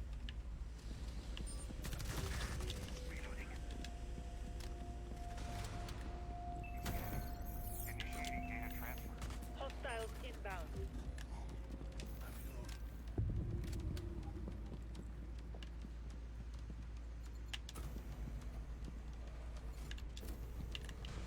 I'm reloading.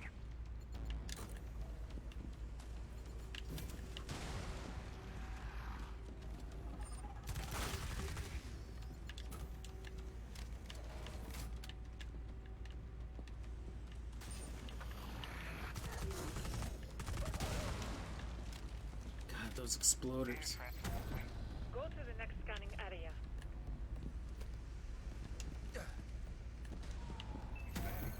Initiating data transfer. Enemy incoming.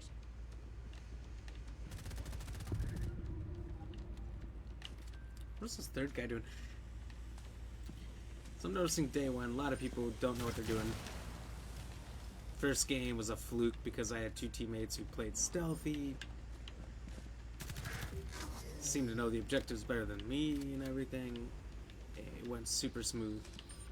Since then, smooth is not the word I would use.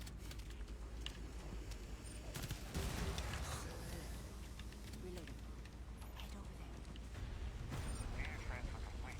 Not bad when all those Akians were rushing at you like crazy.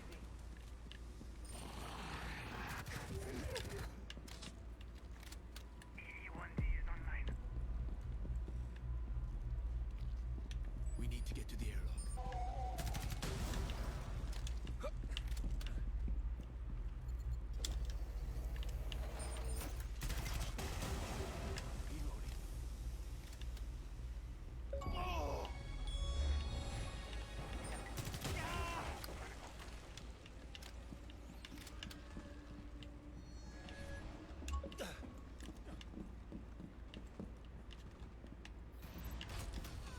You're doing all right.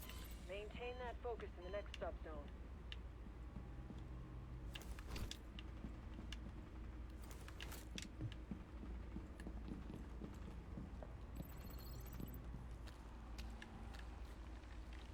Picking up squad mate. Exfil your squad mate. Get them to the extraction pod.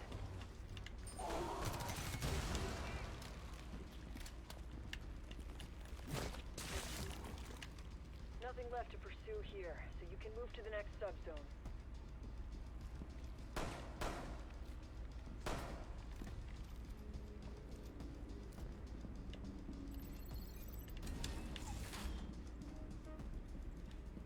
Can't believe we lost a teammate already. Airlock sequence. Subzone transition in effect. Squad mate will stay here.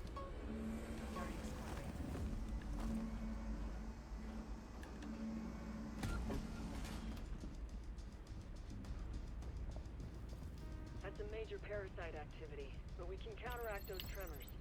Find our seismic stations. We need to move to the extraction.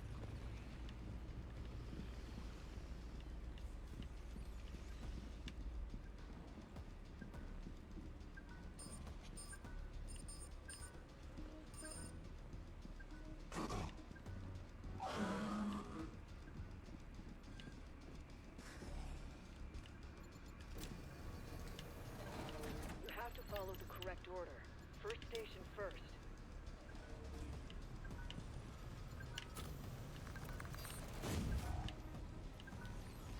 Well, I am blind as shit.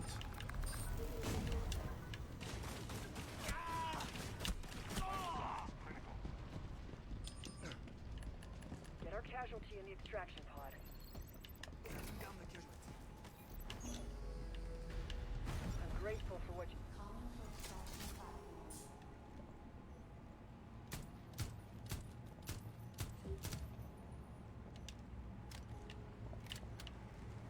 Extraction platform The Pioneer is waiting for you. All you have to do is exfil.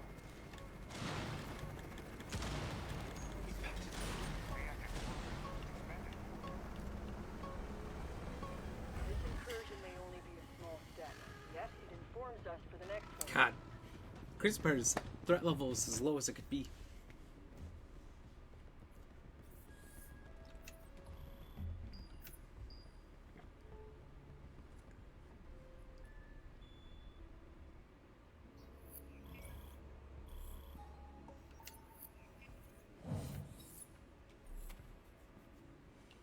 Another one bites the dust.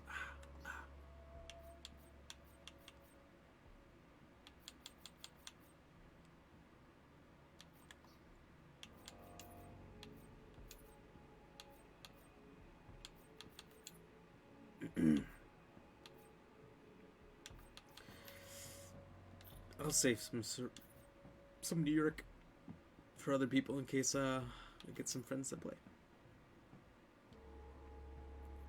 Take down breachers or bloaters. Ping on an altered breacher or bloater. Kill enemy with breacher explosions. Okay. Possible. We'll see here.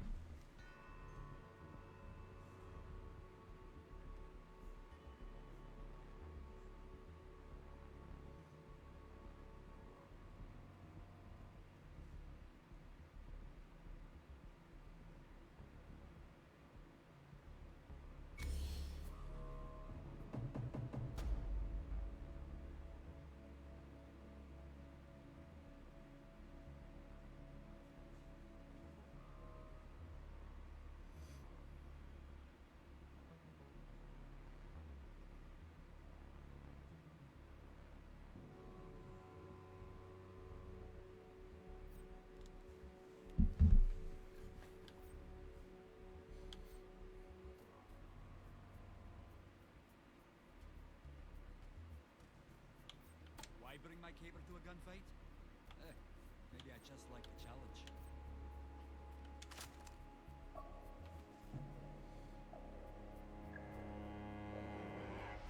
Well, okay, these guys are pretty good. Level 7, level 5.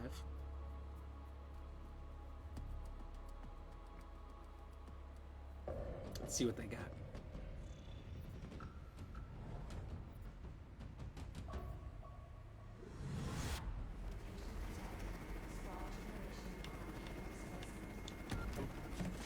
Arc spines allow the enemy to adapt, even regrow carapace.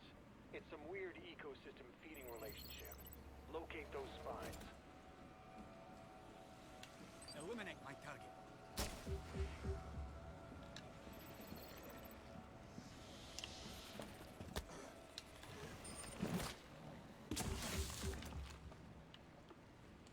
Take my guy out.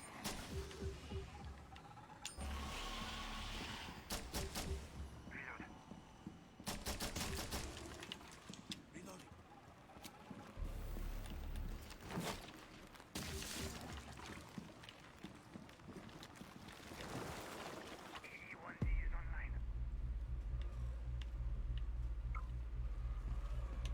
Engage my target. Take my guy out.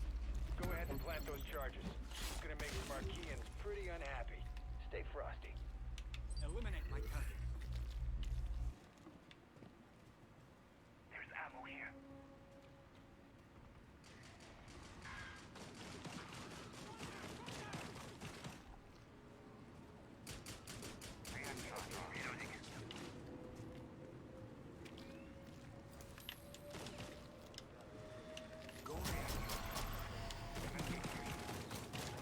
Enemy inbound. Don't let them dig out the charges.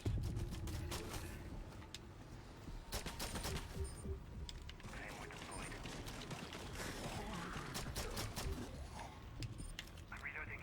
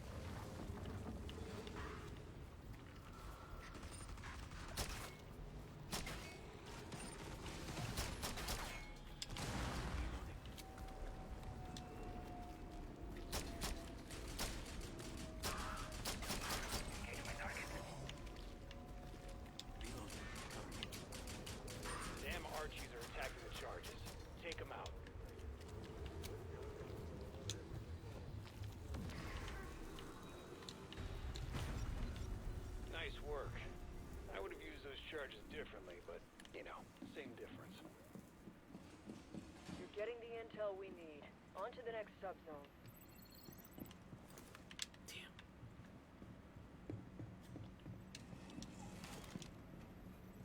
Trauma kit, please. I could really use a med kit. Airlock sequence initiated. All personnel to airlock immediately. Roger that. Understood. Airlock sequence in progress. Airlock sequence. Subzone transition in effect.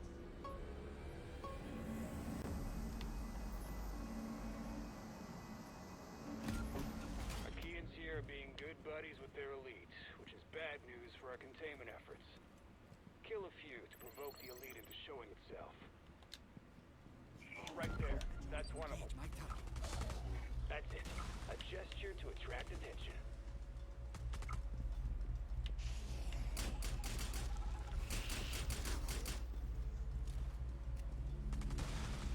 Yep, you're tracking your leader all right.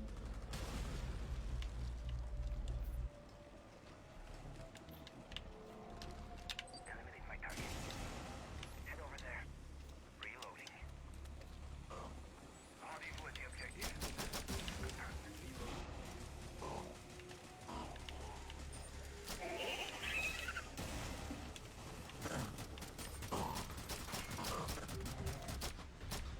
Wow, that did it. Take out the leader, no leader for the Archies to follow.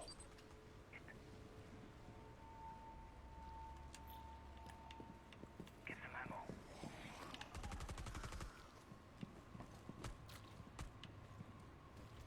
Reloading.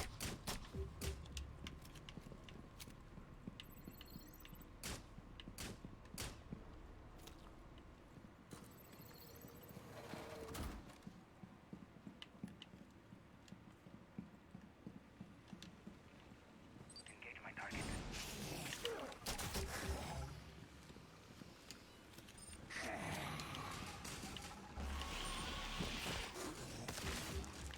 Reload. Getting authority now.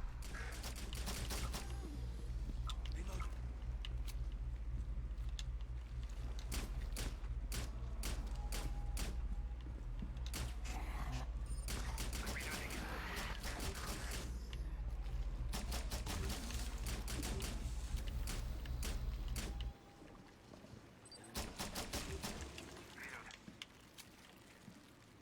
Nothing left to do here, but there's more in the next subzone.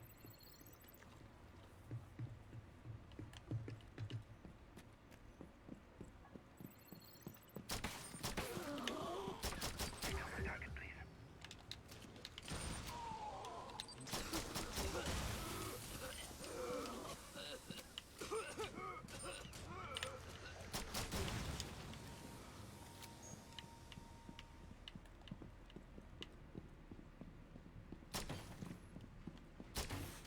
Weapon reload.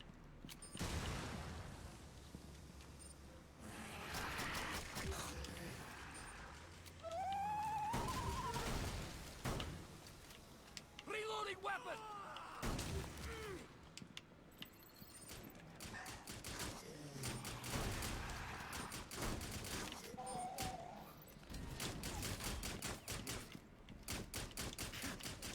Converge on location.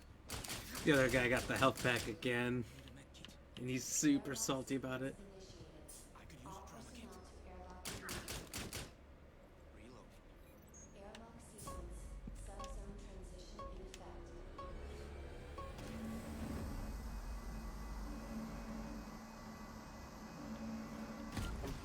You need new data on the parasite's underground network. It keeps evolving, adapting. Plant auto trackers on dormant nets. Engage my target. Don't destroy them, or we'll lose the trackers. Right there. Set the auto trackers.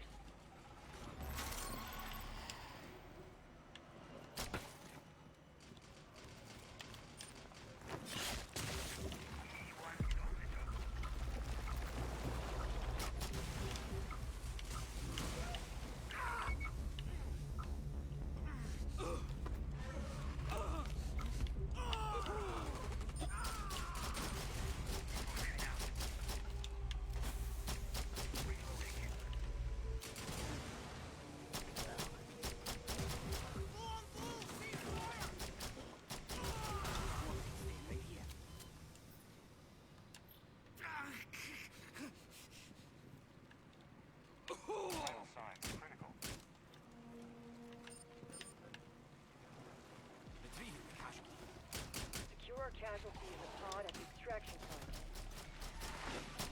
Friendly crossfire!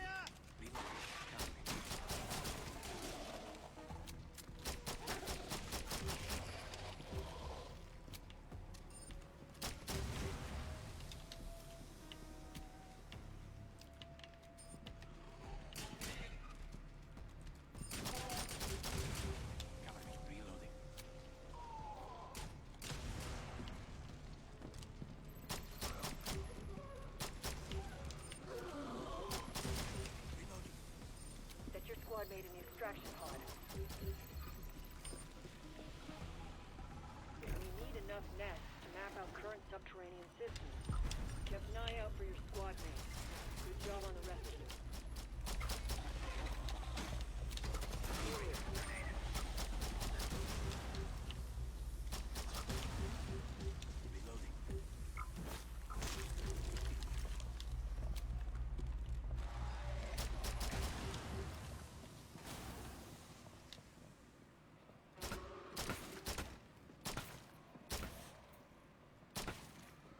Get some ammo here.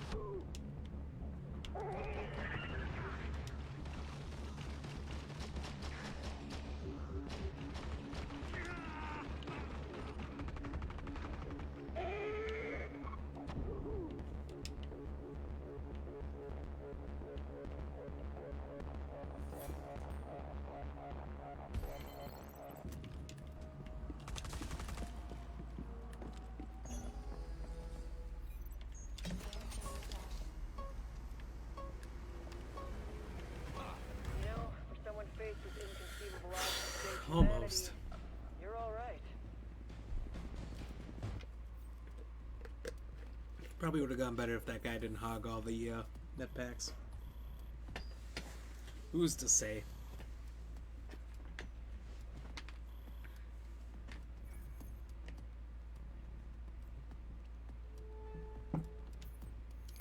I like that you get points. You get the most points for nabbing the most health. I don't feel like that should be a statistic.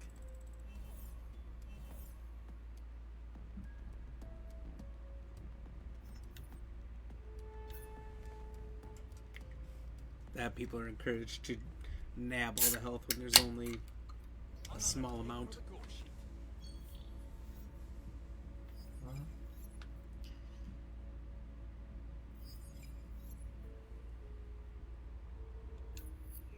Each incursion, our presence upsets their environment.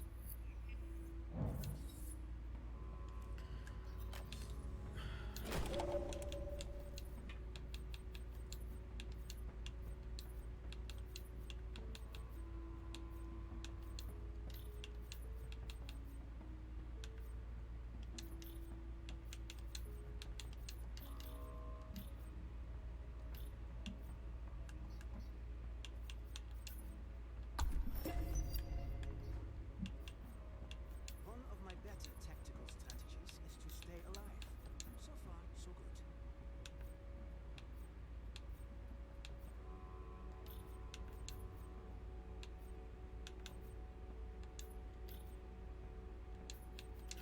Yeah, I think the night shift is just too good. Well, it takes a long time to get the old 416.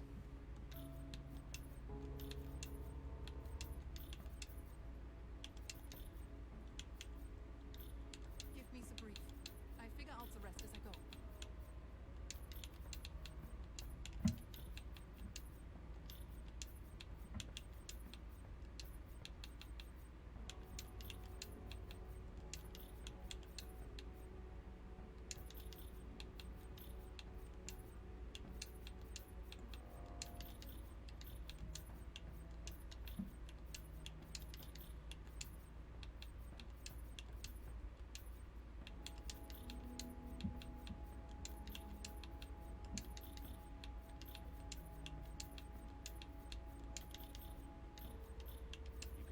to help protect lives.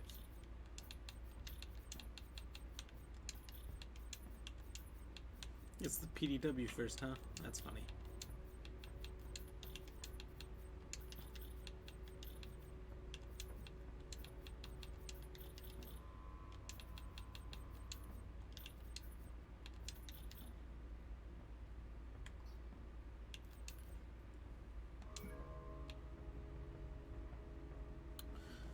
Austin, what's up?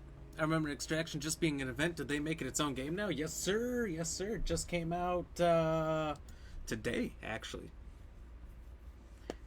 Be coming out in U.S. time in like 3 hours.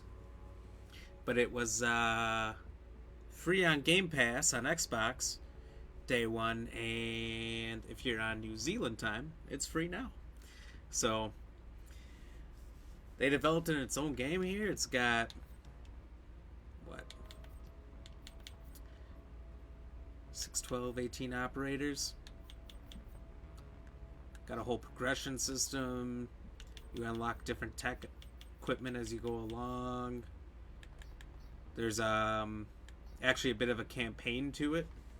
So there's cutscenes with all the different characters, kind of bringing some life to them. And first place you're in is New York, then San Francisco, and I didn't see where the other locations are after that. But every time you go to them, there's 3 different possible locations in the big cities, and every time I've spawned so far, it's looked completely different. And then you've got 3 areas you got to go through. You can play stealthily or not. It's pretty in depth, actually. The more I'm playing it, the more I'm getting into it.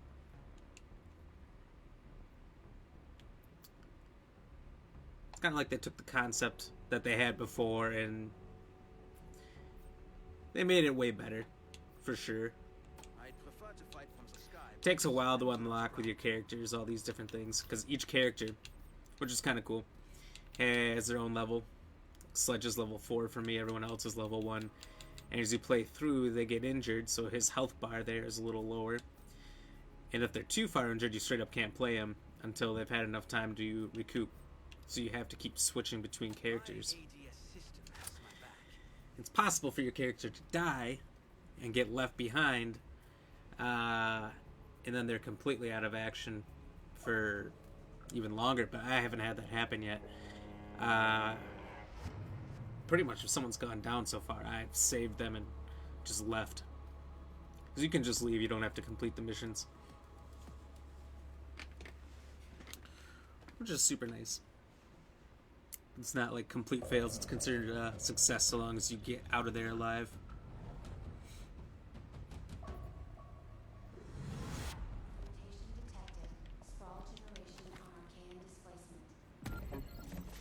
This is a rescue mission.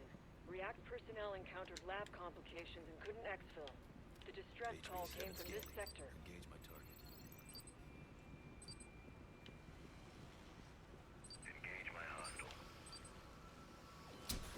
Eliminate my target.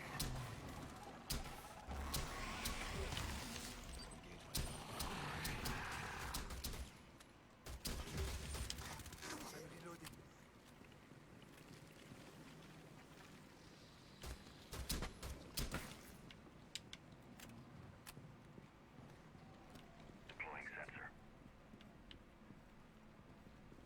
Engage my hostile.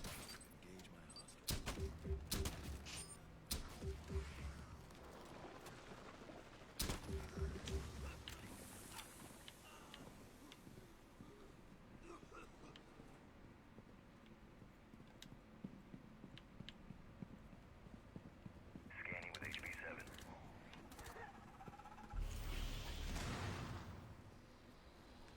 Over there. Package is under attack. There's the VIP. Exfil the package. That was one of our React personnel. Cover me. Stay low. Your objective can't be far. Try a recon tool if you've got one.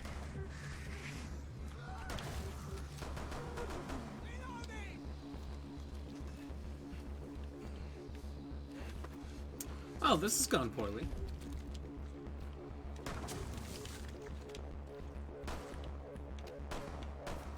Everyone's dead?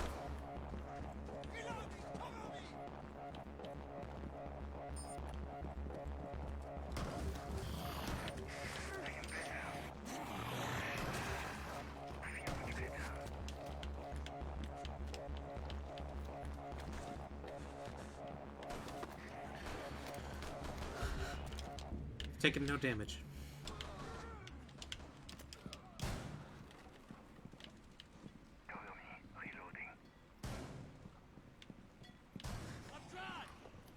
Sounds like they're both ready to dip, which is fair. Mission complete. We're And done our in this subzone. You should move to the next one.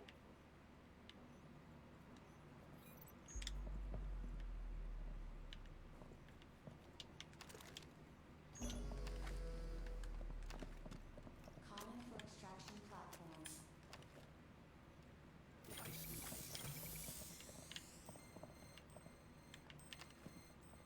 for extraction.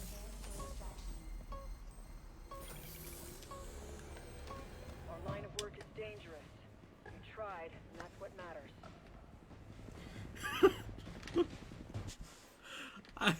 At least I don't feel bad like it's on me.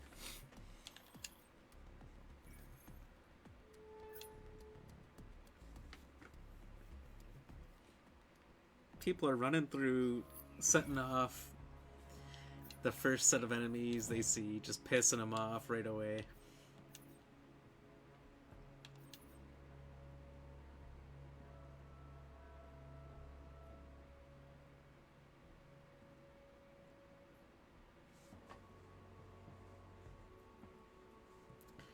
Takedown.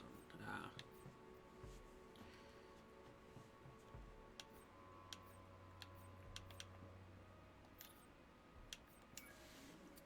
Guess I didn't realize I could take them down. Have to put on smoke grenades and try to get them that way.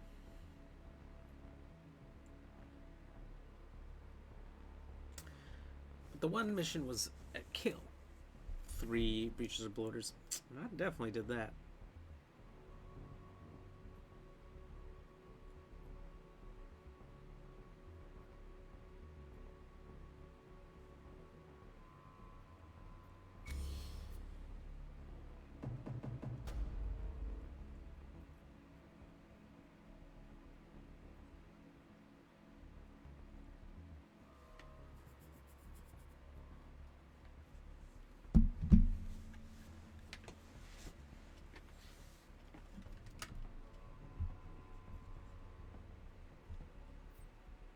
My ADS system has my back.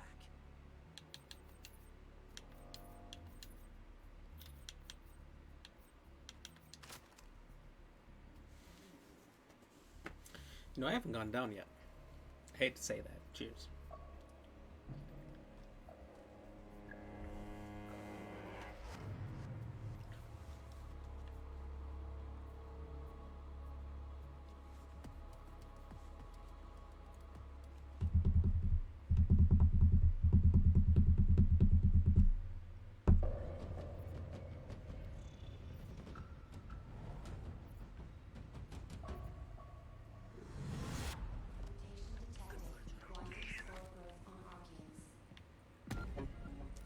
R&D needs Archean tissue samples.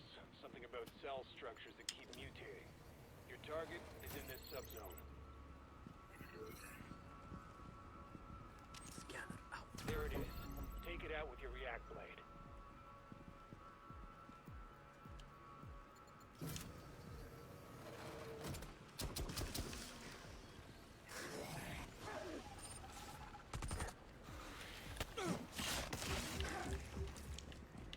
Taking contact! Don't wipe it out that way. R&D needs the sample. Taking contact! Yep, it's a goner. Get the next one. Getting ammo. Getting smart. Throwing scanner out.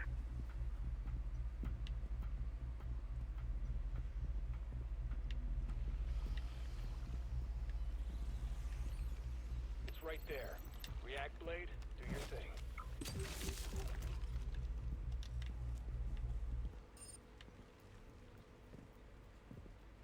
Eliminate my target.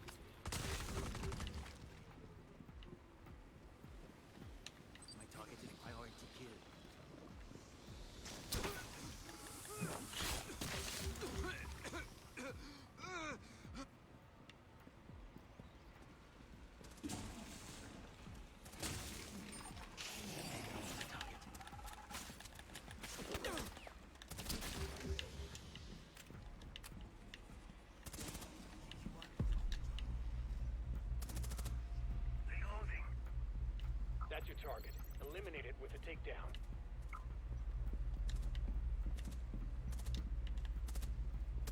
Reloading.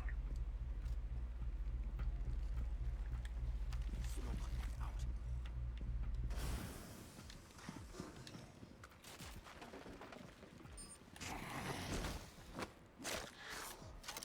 Finish with that problem. Takedown success. R&D has some work ahead of them. Vital signs critical. Reactor here.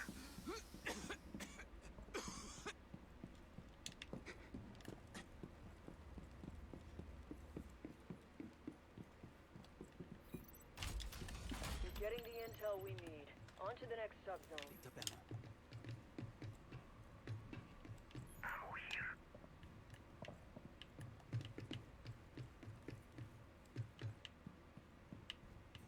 Dang it. I missed the health.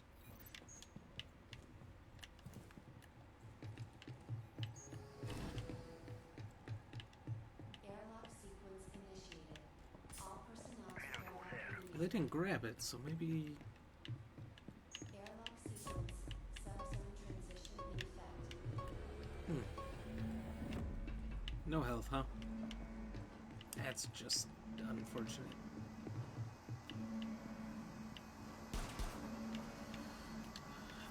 A high-value arcane is here, and I need you to bring it in alive. When you find it, I'll confirm the target.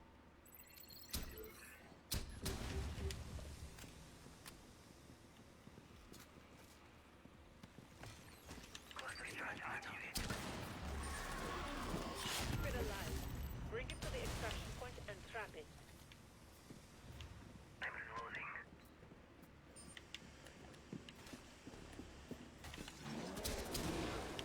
Reloading. Scan out.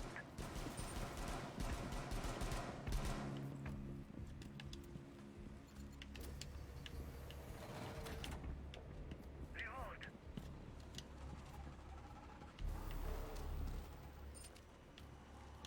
My target is priority killed. Cover me. Reloading. Vital signs critical.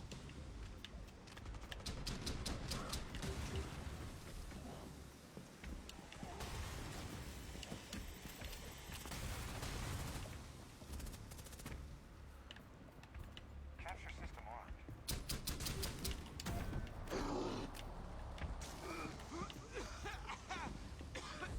Damn, I'm feeling this.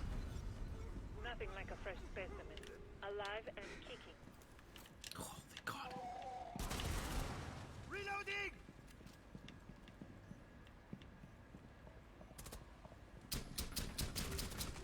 Reloading. Cover me.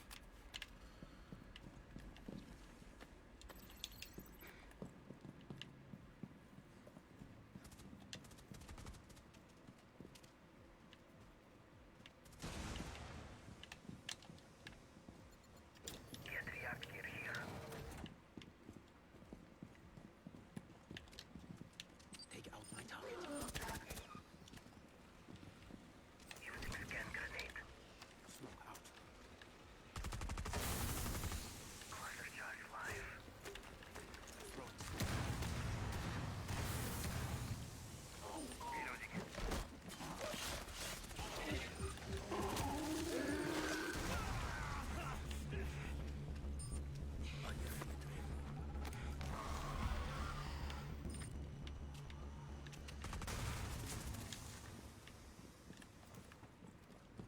We're done in this subzone. You should move to the next one. You're on the right track, and the only way is forward. Charge here. Get medkit. Oh, I feel kind of bad now. Airlock sequence initiated. Now that I see his help. All personnel to airlock immediately. Get to extraction. Scratch that order. Go there. Airlock sequence in progress. Proceed airlock sequence. Subzone transition in effect.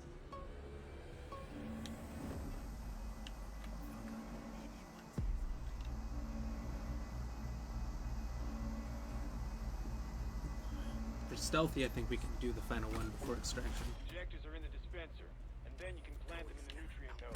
That'll prevent nests from regrowing.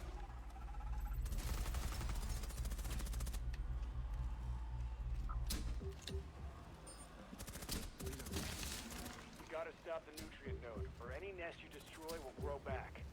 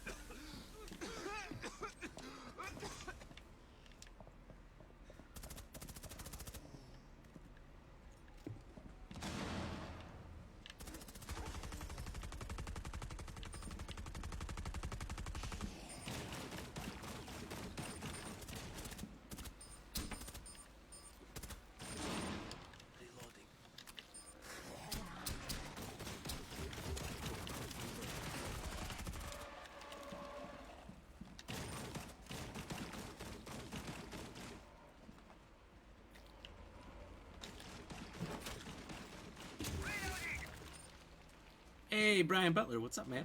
How are you doing? I'm reloading!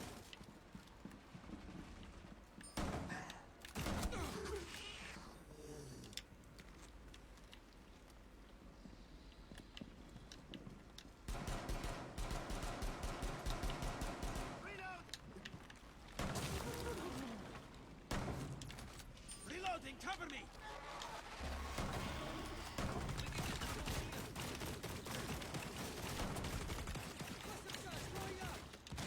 Oh boy.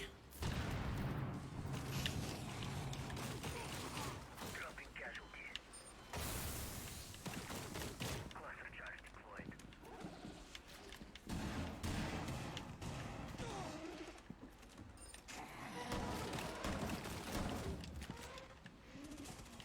Oh man, we gotta get out of here.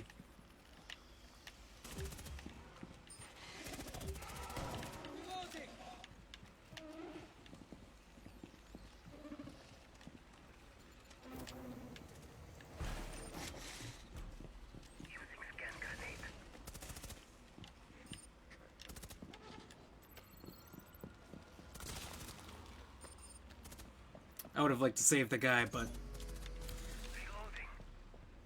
this went bad. He could have. Take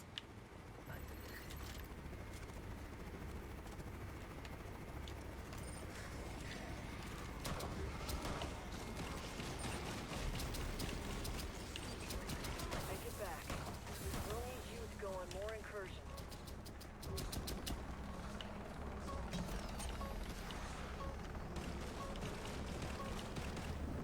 For what it's worth, Well, that's the first time we had to leave somebody behind. get our MIA.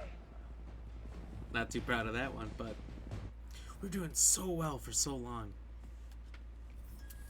And then right as we were about to get through the second airlock, that's when we hit that explosive bunch of them, and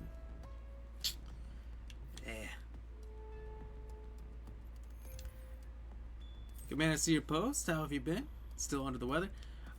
You know, I'm doing a lot better now. At this point, for me, it's just nasal congestion and runny nose occasionally, stuffy nose. Other than that, back to normal. It was definitely a rough couple of days there for sure. Pretty much had all the symptoms. Headaches, soreness, chills, the sweats, not much of a fever, really. Sore throat. Sore throat was awful. Could not eat or drink for 2 days. I was literally like a wrestler in high school, spitting into water bottles just so I didn't have to swallow my own spit. It was bad. You had it too? Had the cold sweats and fever for 3 days. Oof. Headaches were almost the worst for you? I didn't have the headaches too bad. That was manageable, but let me tell you, I had multiple layers of clothes on and under blankets like the whole time. I was just watching movies. I tried to game a little, and I just had no motivation to game. It was awful. I was like, ugh, I don't want to do anything. So for 6 hours to wake up to a migraine. Oh, God. My girlfriend had the same thing. She said she had one of the worst migraines she's ever had, waking up from having it too. Didn't game for almost a week. I know, this is the first time I'm getting on, and I was like, you know, I'm kind of excited. I hope I can, I'm motivated to play through the whole stream. So far, I've been fine. But it took a good 5 days. And it sucks because I got the booster right when it started. So I had vaccine illness I was fighting. And then I had COVID. And I didn't realize it was COVID for a little bit. Because I knew that I wasn't going to feel good from the vaccine. Or from the booster. Because the first vaccine made me feel awful too. Game daily for about 5 hours. Almost sick. I played for 30 minutes and had to go to bed. Yeah, no kidding. It's harsh. It wasn't great. And it was going straight into my weekend too. I was like, this couldn't have happened during the work week. Yeah, it happens. But yeah, not too bad. I ate a bowl of ramen on Saturday and half a bowl on Sunday because that's all I could muster to swallow with how sore my throat was. It was, yeah, highly not recommend. Glad we're all getting used to it as much as we can. That's what I'm saying. It seems like everybody is kind of catching it with this wave who missed it before. I never got it before. I was pretty much good, and then I wasn't even around anybody. I stayed home or went to work, and I worked from home half the week. So the chance of me getting it was so low. But I was saying, now that I got the booster and beat COVID at the same time, I better be Superman against this shit. Yep, all I wanted to eat was ramen. It's become a normal kind of... I know. It seems like so many people are getting it that it's just, like you said, becoming the norm. And yeah, it's like a really bad cold. I thought it was the flu at first. I just wasn't puking. That was the only thing. I was kind of waiting for it to happen. Because there's a few times I felt like puking. But it didn't happen. Yeah, God bless. I hope it helps you. Thank you. I hope neither of us get it ever again, honestly. It wasn't great. I don't get sick very often. That was the first time I've been really sick in a couple of years. That's your target. Eliminate it with a takedown. But yeah, not too bad. I mean, during it, you just gotta keep thinking, you know it's gonna be over soon. It's not gonna last. But it just sucks so bad for that time. When did you have it? Did you just have it recently? Did you have like the Alpha or the Delta? I assume I had the Omicron.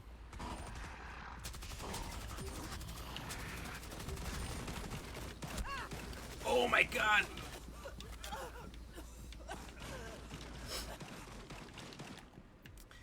Here I am, I come back and I start playing a game about parasites. It's the same time as me. Oh shit, really?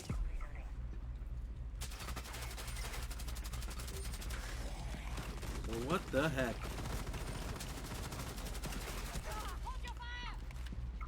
Five days in and I see your post. It's kind of interesting. I know, right before I got it, there was a guy I was talking to on the stream last week, Thursday, and he said he just caught it.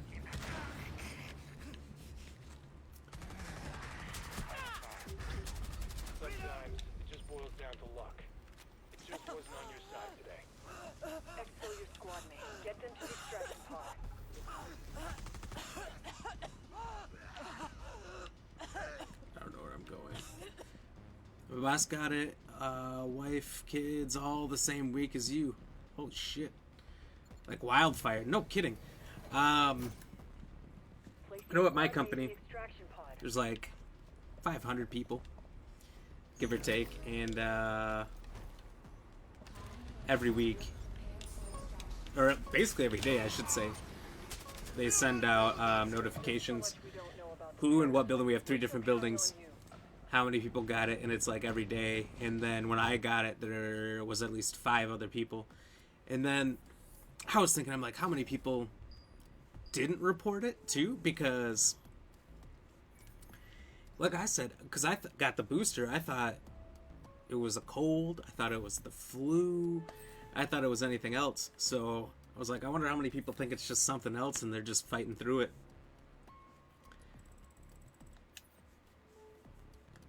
But that, yeah, I can't believe how infectious it is. Because I was barely around anybody.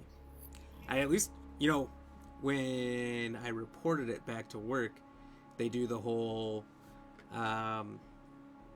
contact tracing thing. Like, were you around anyone for 15 minutes within 6 feet? I was like, no, there's not one person I could say I was around for 15 whole minutes within 6 feet. And yet, here I am. Yep, people don't have all the symptoms, don't even test because they don't know. Oh, yeah. And then when I went to go test, my work sent me to local university. There was kids just studying, looking up stuff on their laptops, sitting all around us in kind of a common area. And I'm like, this isn't too well set up. I feel bad even being here.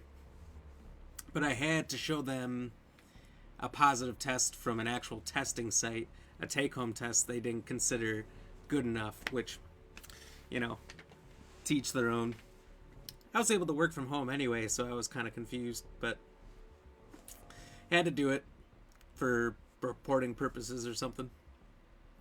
My wife's mom got it and had sniffles. Wow, that's lucky. Same. I work and come home and food shopping. Huh. That's crazy. Your wife's mom got it and just had sniffles? I don't understand why it's so different for so many different people. Like you said about the headaches being the worst, my girlfriend had the headaches the worst. She said it was some of the worst migraines she's ever had in her life, but she didn't have the sore throat. One of my buddies I texted had it a week or 2 ago, and he said the sore throat was the same thing for him. He said he had to learn to sleep without swallowing. I had to take NyQuil to sleep. My boss luckily took my word. I used a home test. Oh, that's nice. Yeah, well, I was like, I don't know why it matters. I'm still working. I have my laptop at home, and nothing changed for me. Don't bother trying to find it. My son got sent home, and he was fun and running around. That's the thing with kids. Kids seem like it's all nothing to them. Took some swids of NyQuil. Got to. Well, I thought I had to because I couldn't breathe out my nose. I was so congested that I couldn't breathe when I was trying to sleep. So I was trying to sleep on my back, and normally I can't sleep on my back. I got to be on my side or my stomach. And when I took that, it was like count 15 backwards, and I was out. And then, like you were saying, how you slept for 6 hours straight like it was nothing. I went to do my test yesterday. I came home, took a half sick day, and I went and I laid down and took a nap afterwards. I set an alarm for 30 minutes. I woke up in 3.5 hours. Apparently turned off my alarm, didn't even know it. Had no clue.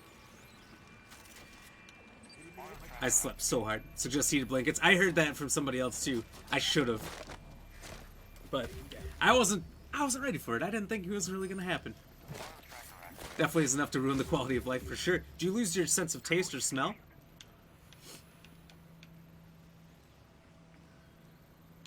Target is priority care. Understood. Seems like it doesn't. It really does take it out of you. Oh my god. I couldn't believe how hard I slept. You did. So far I didn't lose my sense of taste or smell, but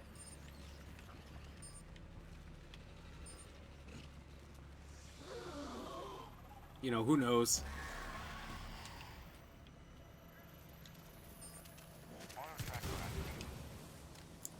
Hopefully it,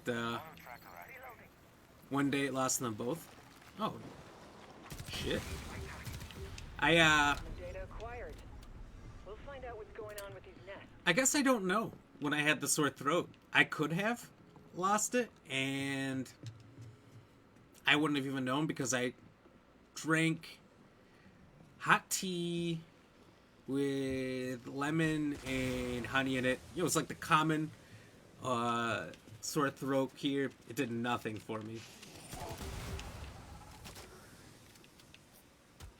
I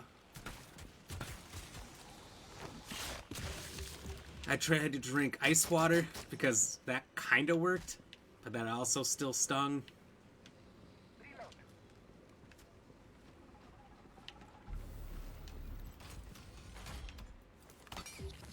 You're on the right track, and the only way is forward.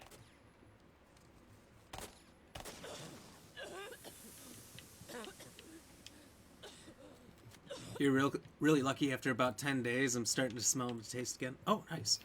Well, I know there's people who have bad funkiness with that for months. I got a coworker who has had swelled ankles ever since she got the first vaccine. Like, when was that? Nest mapping data Late indicates last the year. presence of abandoned nests here.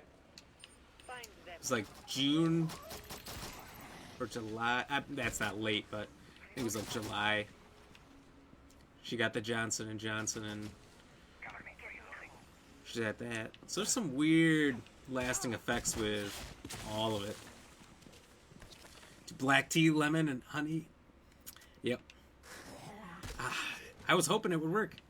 It didn't. Then I did like numbing stuff. I had cough drops that would slowly drip down your throat and would numb it. Spray, and nothing would numb the pain. It was so bad. Hurts. Some people it takes months to come back. I've heard that too. That sounds brutal. You know what I said? I was like, I kind of hope I lose my sense of taste, because then I can force myself to eat right. I'd have no reason not to eat all the vegetables. Drink a lot of palm juice mixed with tea also? Oh.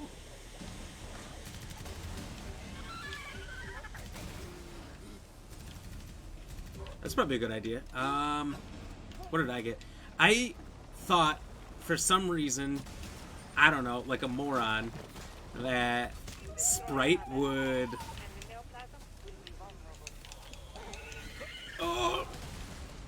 be bad on my throat. Like, I figured the bubbles was gonna hurt really bad, so I was scared of it. I avoided it, and then I finally decided to have some Sprite, and that was the only thing that felt good. That was so soothing on my throat. So I just started chugging Sprite after that. For the antioxidants. Sure, that makes sense. Ginger ale helps a lot. Ooh. I don't know why I didn't think of that. That's a good idea.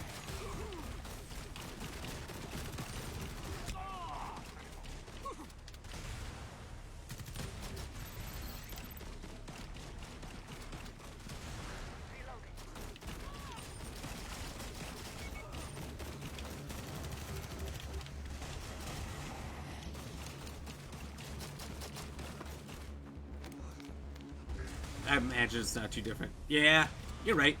Ginger ale was like the classic drink my grandma always had when we were feeling sick. So that probably would have been good for me. For like 2 days it was crackers, bread, water. Woo. I was just like, I'm just not gonna eat. It's fine. I think oh, what day was it? Saturday night or Sunday, or I think it was Sunday. I was able to snack on Pringles somehow, and I ate the whole can because it was the first thing I could eat in a long time. Glad I'm okay. Hey man, thank you. I'm glad you're okay too. It's nice that it wasn't too bad that we got through it. Yeah, I was starving and wasn't even hungry. It was weird. I know. My stomach would growl, and then it would go away and be fine. And here's the thing. I've lost my appetite for sure. After my sore throat was done, R&D needs a living, breathing arcane of a special kind. and it was just kind of nasally congestion stuff. I got Taco Bell, just because I wanted the warm nacho cheese. And I got 2 soft shell tacos and a nacho and cheese. That's it. Just, it's very little food in the first place. After I ate 1 taco, I was done. I was like, I don't want to eat anymore. I ate the chips because I only went there for the cheese. But, but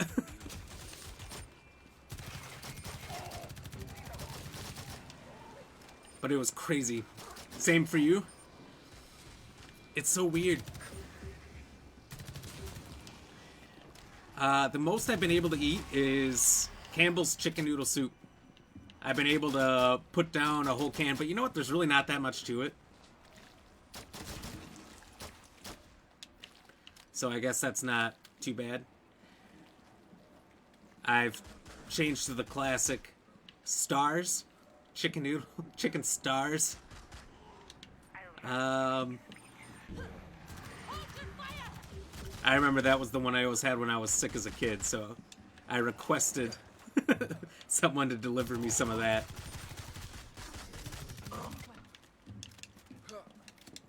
Yeah, I've been trying to eat or drink more fluids. It's basically just been soups for me. I just had chicken tortilla soup, which is kind of like a spicier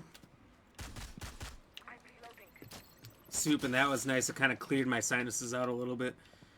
I had a buddy who said, you know, all the other symptoms for him, just like me, and sounds like you, went away in 5 days, but the congestion stuck around for him for 2 weeks.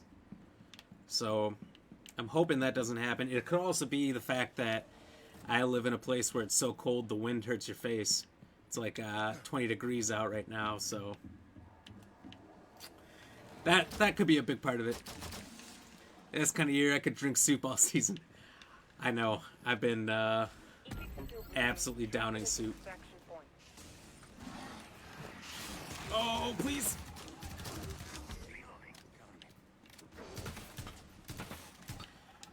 Is it pretty cold near you? Actually, you know,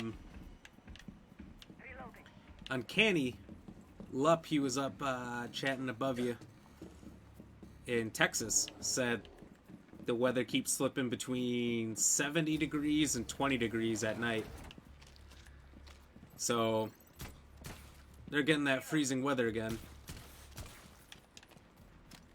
I can't imagine that kind of flip. You're in Massachusetts, so it's dry this time of year. Hey, one of my best friends is from Massachusetts. 4 days ago, -10 real feel. Ooh. We had -6 or -8 over in Wisconsin last week. That was kind of rough, but it wasn't too windy.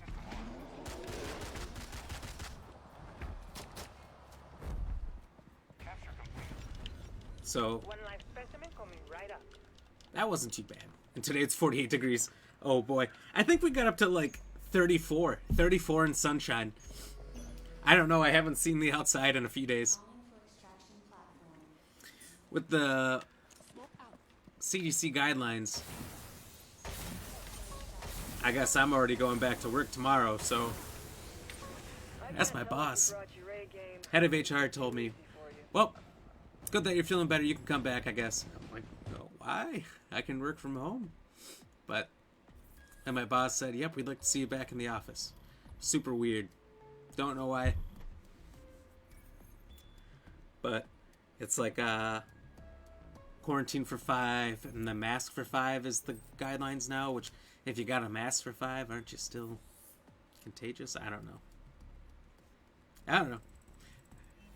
CDC's get the fuck back to work. That's right. Which I get for like factory workers and whatnot, that gotta be there. Doesn't help because you're congested. You can't tell if you're sick or just congested. Exactly. So, I don't know. Am I completely good? Is this just the weather flipping around so much? You get much snow over there? We've got like less than an inch, but We got 7 degrees today, 18, 10, or tomorrow's 10 degrees, 18 on Friday, and it snows from Friday all the way through Sunday morning. Snow again Monday morning. And the highest that we're going to have is 25 degrees on Saturday during the snowstorm. Brutal. I know where I'm staying. Inside. If we're all going to get it, bro, why do all the dancing, poking around, and prodding? Yeah, I hear you. Sometimes it's going to snow tomorrow. We had a dusting so far. And we had, I don't know, a pretty good amount one day, but it all melted pretty quick. We keep having these big blizzards up here in the Midwest, and then it never seems to be too bad. Let's look at this. We got Alaska. I don't know where that is. I don't know what that is. I don't know what that is. Interesting. Takedowns.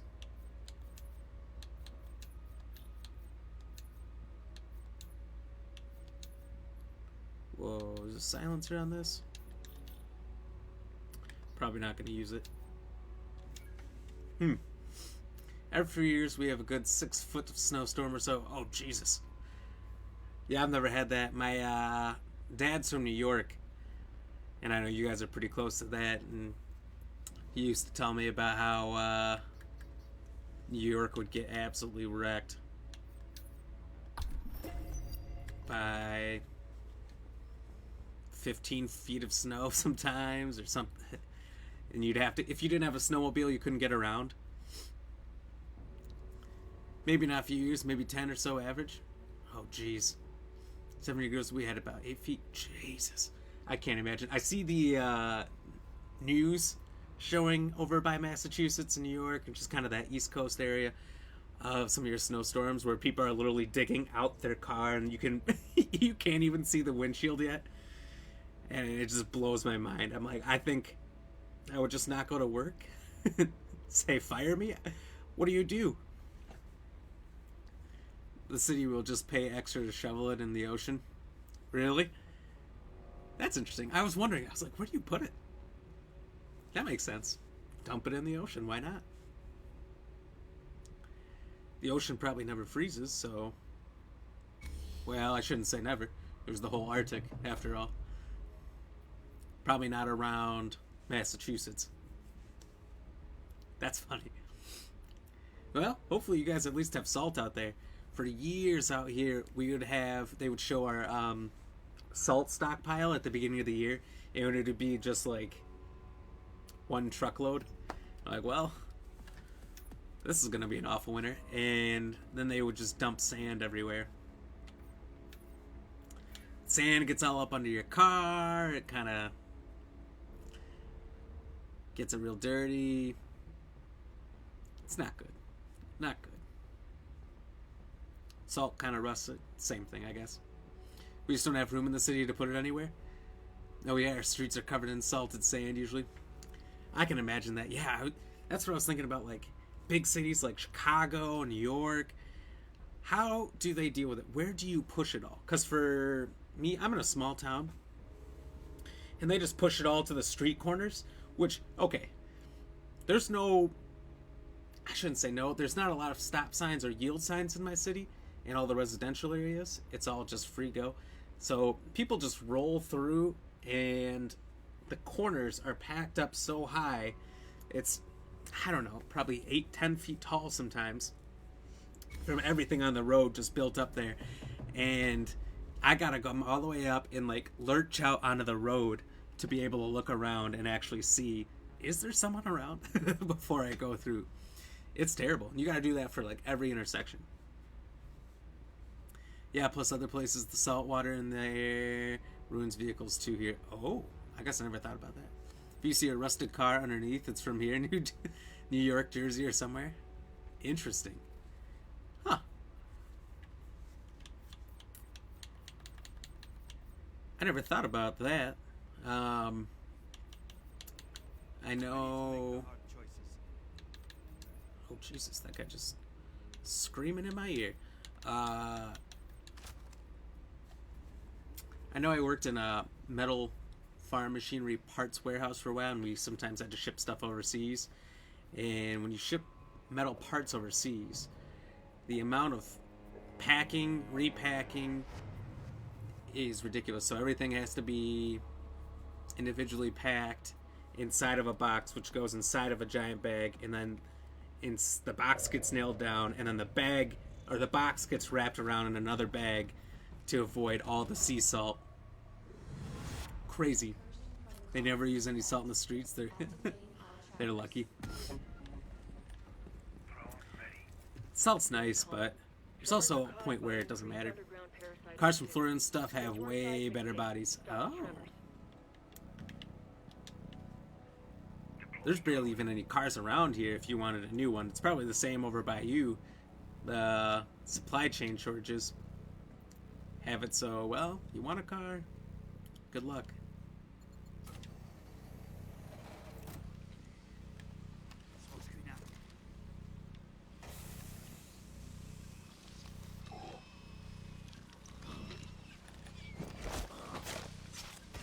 You have to follow the correct order. First station first.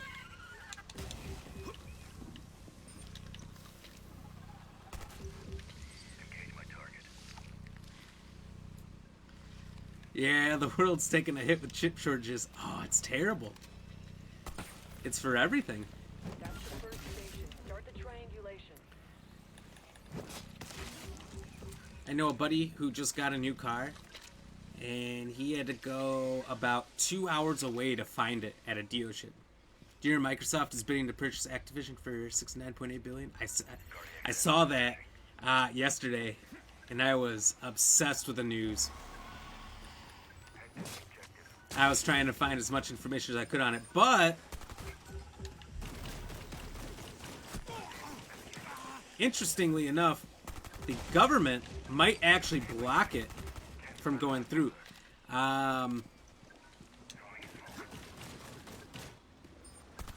Just because of monopoly reasons.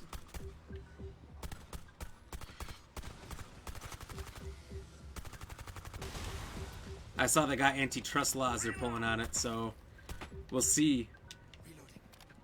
And they said it's a super complex deal, so it could take up to 18 months for it to go through. Microsoft should start making chips, I agree. PlayStation guy, personally. You know, I started on PlayStation a long time ago. PS1, PS2, and then cousin had Halo, and I loved Halo so much, so I flipped on that. Then when I was able to play online finally, I got a bunch of friends who I liked playing with, and I was like, man, I like playing with these people. I don't really want to switch. So I just kind of stayed there. You've been seeing that also tonight? Didn't read up on it, though. I didn't read up on it too much either. I figured there's a lot to this, and I'm just going to have to wait to know more. Halo probably made most of the Xbox fans actually fans. That was a huge hit. Oh my god. I can't believe it. And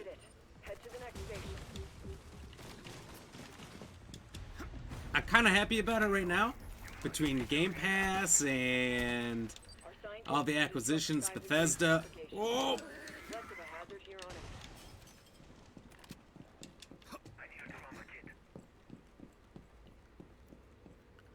Bethesda's probably one of my favorite studios just because of Fallout and the Elder Scrolls. But now they got Activision. It's just crazy. I can't believe it. The legalities in that deal must be a tragedy. Imagine reading through that whole deal through and through. I can't. But you see all the jokes about how hopefully Microsoft treats Activision better, and the CEO of Activision's skating out with $70 billion instead of having to actually treat his people right. We have Game Pass on PlayStation. It's just not called Game Pass. Yeah, you guys have something like it, but it's not quite as good from what I understand. Like, I don't know, it's not like the 120 plus games. and maybe it's not all the big titles right at release. Like, I got this for free. I got Halo for free. Stalker 2 is gonna be free. And I got nothing against PlayStation. PlayStation's got a bunch of great titles. Uncharted games are amazing. God of War is amazing. Days Gone looked awesome. I want to play so many of those things. I think it's a good thing, and I'm not even a Microsoft guy. It's amazing. At first, I didn't like it because I had to pay so much more per month. $15 per month, which isn't a lot. And really, it's paying for itself so fast that it doesn't matter, actually. Your Game Pass is the same? Oh, it's literally the same company renting the games to PlayStation and Xbox. Oh, nice. There's a lot of really interesting ones I found on there. If on PlayStation, there's a game called The Forgotten City. It's got like little Roman-looking guys on the front. Play that. It's made by 3 guys. It's not a super long game. I don't think it's an Xbox-owned thing, so if it's on both systems, play it. I loved it. One of the best games I've ever played. The concept is there's a golden rule, which is just don't steal, don't cheat, don't kill, don't do the basic things. And if anyone breaks it, everyone in the city dies. And you can run and escape and restart the whole day over again with all the knowledge you had of the day before. So it's like, there's that Tom Cruise movie where he relives the day over and over and over again. Similar concept. It's really cool. Microsoft wants to buy the company that rents the games also. I forgot the name of the company. Forgotten City. Yes. The Forgotten City. I played it for like 3 days or so and put it on my YouTube, but there's a bunch of different possibilities based on what you do and how you can end it. And there's like 4 different endings, but all 4 of those endings have tons of variables to them as well. It's crazy. I loved it, and there's a lot of fun jokes in there, like you talk about living through a pandemic in modern times, because you're a modern person, you go back in time, and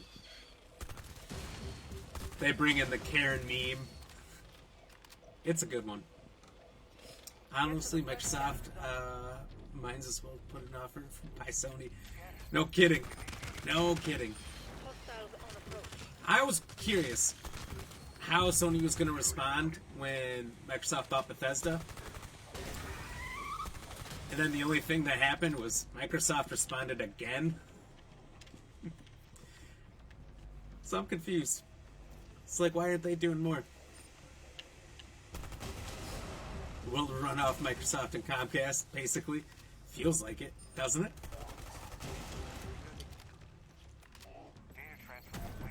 Get the next set of data. Microsoft's the new gaming monopoly. Honestly, I prefer it if PlayStation competed stronger. Like, as a Xbox guy, I'm loving this. Having possibly Call of Duty on Game Pass for free and all that. All these other games. What I don't like is that if if Microsoft becomes too much of a monopoly, they can start setting ridiculous prices for everything, and there's not enough competition. So, I really hope PlayStation kicks it up a notch. Keep this stuff affordable. I know I see $69 billion offer. Holy shit. When I first saw that, I was like, you know who's going to be paying for that? Us. Take down my target. Arcane's incoming.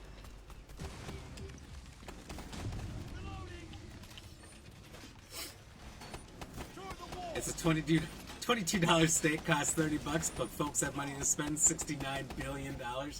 I know.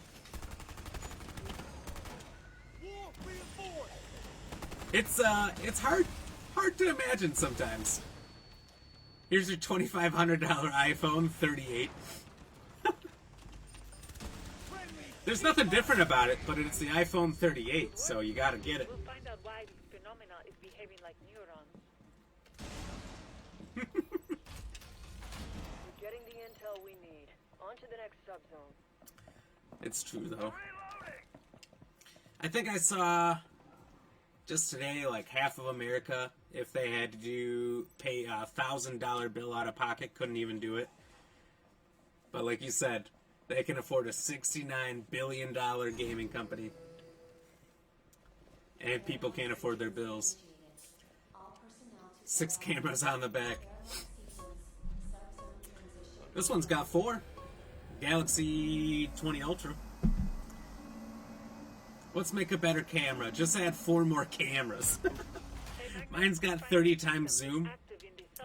And it was advertised that it wasn't pixelated at any distance. And when I first got it, it wasn't. I'll tell you what, it doesn't feel that way anymore. It sure feels pixelated.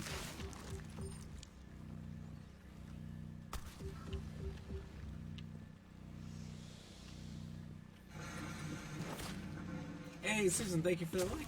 Cheers.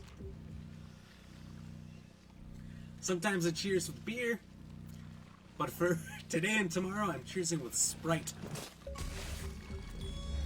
It's crazy how they add to technology. I know, the competition for these phones is so high that it's incredible how much they can add in a year, you know? And these companies keep just adding more tech companies that just keep buying more. Like, I work in the agriculture industry, and the amount of ag companies like John Deere and Case that are buying companies that work in automation. Hold your fire! Is crazy. They all want to create the next automated tractors, and they're basically just doing the same things. I mean, all these big companies are becoming bigger and bigger monopolies, and there's not much of a way to stop it. Like Disney? Like, what doesn't Disney own anymore?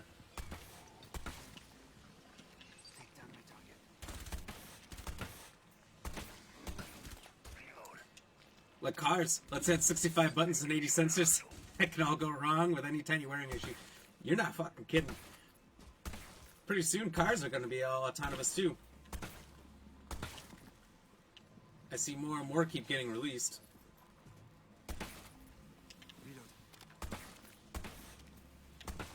Which I think would be kind of cool, but there's no way I would trust it for like a long time.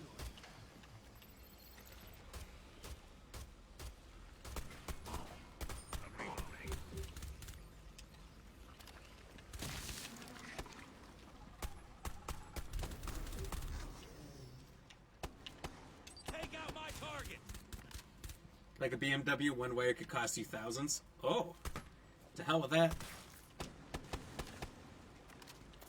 And I know some cars are ridiculous.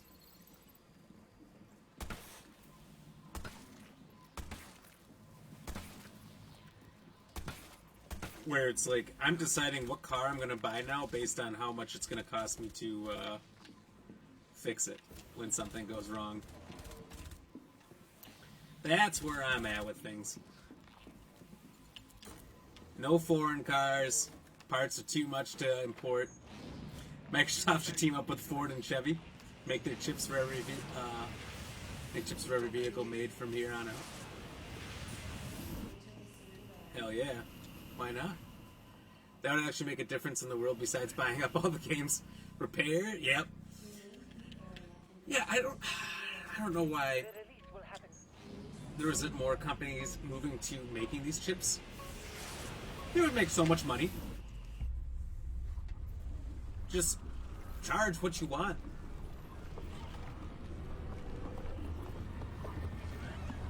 If the supply goes down because everyone starts buying from China again later, then whatever. At least you took advantage during a time when you could. I had a GM super expensive to fix. Oof. I got a Toyota, and so far it hasn't been too bad. I've had to get a new battery. That's been it.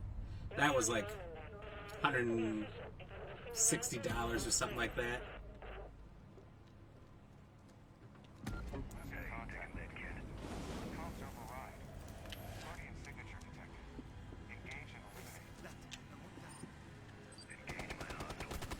Oh my god, is that Sledge? What the?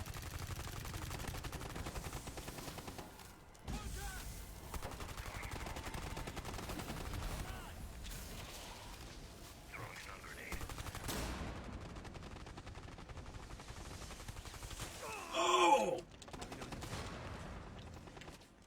Yodas are usually nice. Yodas.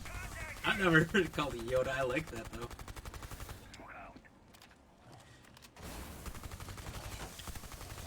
Parts are usually a lot cheaper to fix, and the build is easier for mechanics, saves a bunch of money.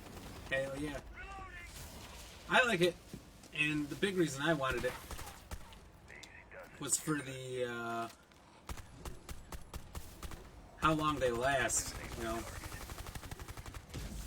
They're known for lasting forever.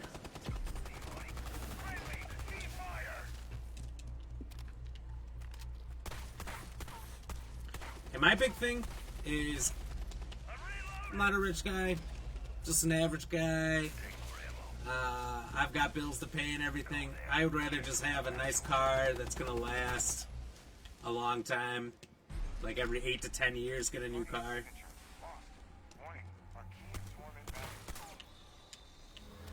Something like that's good enough for me. So,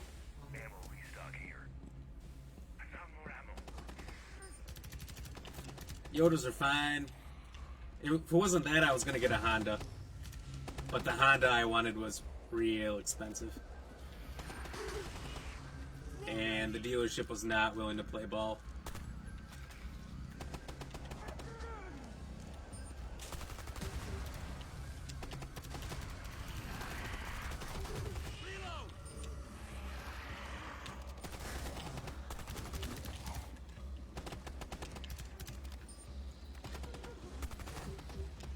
GM has many simple parts that require some guided charge. 1,200 to repair, like a water pump. Oh. It almost makes you want to learn how to become a mechanic. Just because it would be cheaper to do that than actually go to a repair person your whole life. Luckily I know a few people that know a thing or two about cars. It's really about having the right tools.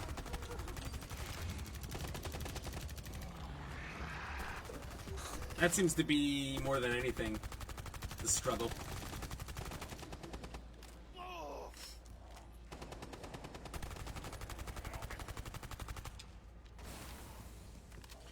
Usually the price of a water pump on a Jaguar. Oh, Jesus. Yeah, that sounds about right. I know, save so much money. It's like having a job. May as well be. Oh!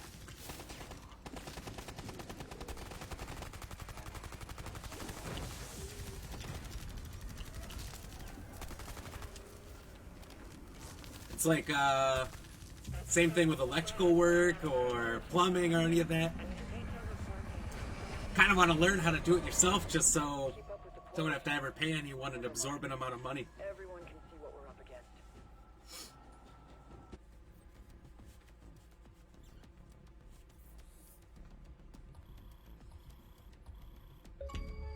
In my Chevy, to fix basic things, I have to pay a guy to drop the engine out and swap the parts. Oh. That's rough. Yeah, look at that achievement. Do it with only males. Bet. Only 0.12% have done that. That was quite the mission. Those two guys were excellent. Excellent. That's the best team I've had so far.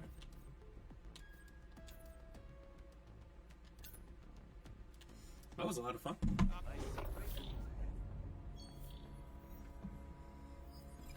Got a killer deal though? Well, on the GM when you got it. Sometimes they're too good, you can't pass them up. Ooh, we unlocked Alaska.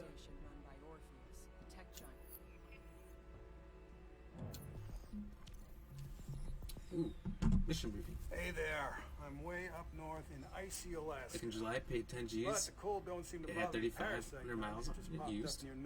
That's actually a really good deal. Yeah. Crazy theories why. Honestly, I'm way out of I think my mine was league about the same, but I paid more. here. I think the lab coats are too. Don't exactly pump up my confidence. There. I don't need confidence. I don't need heat. The parasite don't mind the cold, and I don't matter. Oh. It's 2012 Equinox. A 2012 that only has 35,000 miles on it. Now I see a 99 going for 8 Gs with 90k miles. Yeah, no kidding. That's a steal. Equinoxes are super comfortable and spacious too. I had a buddy who had one back in high school because he was like 6'5", 350 pounds, just a massive human being. And he needed the extra space. So we always rode around in that thing. And let me tell you, it was like driving around as a king.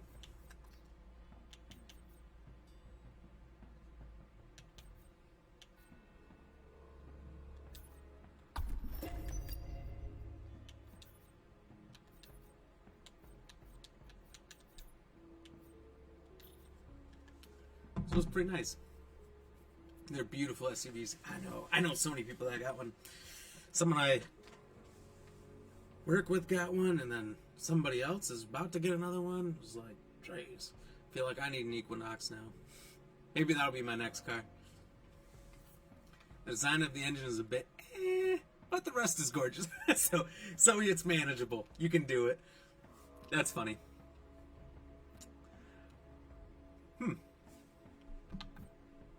Tenderloin.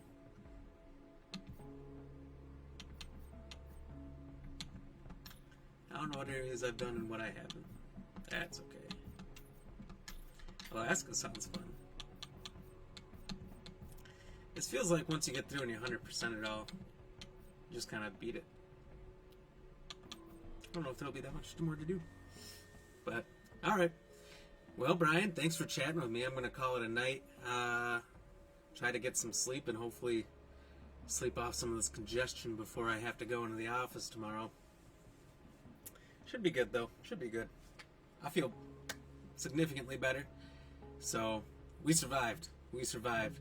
Hopefully there's no more waves. I'm sitting here, fingers crossed.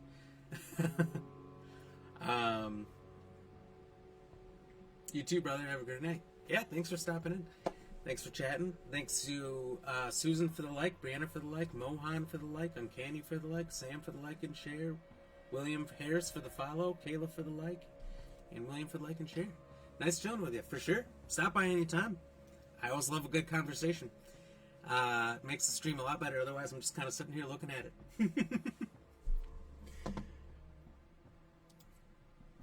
Thumbs up. Appreciate it. And the question tonight, how many brains did Stegosaurus have? For anyone out there wondering the answer, you can see it if you're in the chat currently. Was it 1, 2, 3, or 4? Nobody voted for 0, or 3, sorry. 18% voted for 4. 36% voted for 1, which was correct. 1 brain, makes sense. 45% voted for 2. It was commonly thought that Stegosauruses had 3 brains. For a long time, and they actually have 1. I don't know what happened. I picked 2. It seems like based off the question that it would be a trick question to pick 1.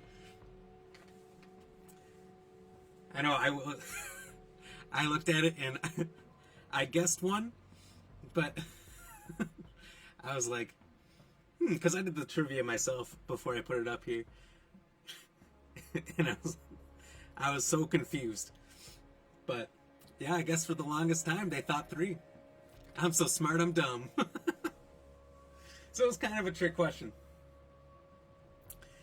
But I was like, I don't know. I thought Stegosauruses were the ones where it was like walnut-sized brain, and all they knew was eat grass, kind of like a modern cow.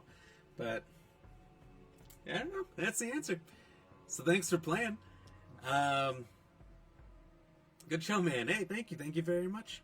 I'll do some more of this game tomorrow, since I'm only on half the week this week. Might as well keep doing the new game while it's out. And yeah, we'll catch you next time, Brian. Anyone else who wants to pop in, we'll see you guys around, and we'll be back on tomorrow, 6 to 9 Central Standard Time, per the usual, for more Rainbow Six Extraction. So until then, Brian. Okay, yes sir, we'll see you then. Have a good night, everybody.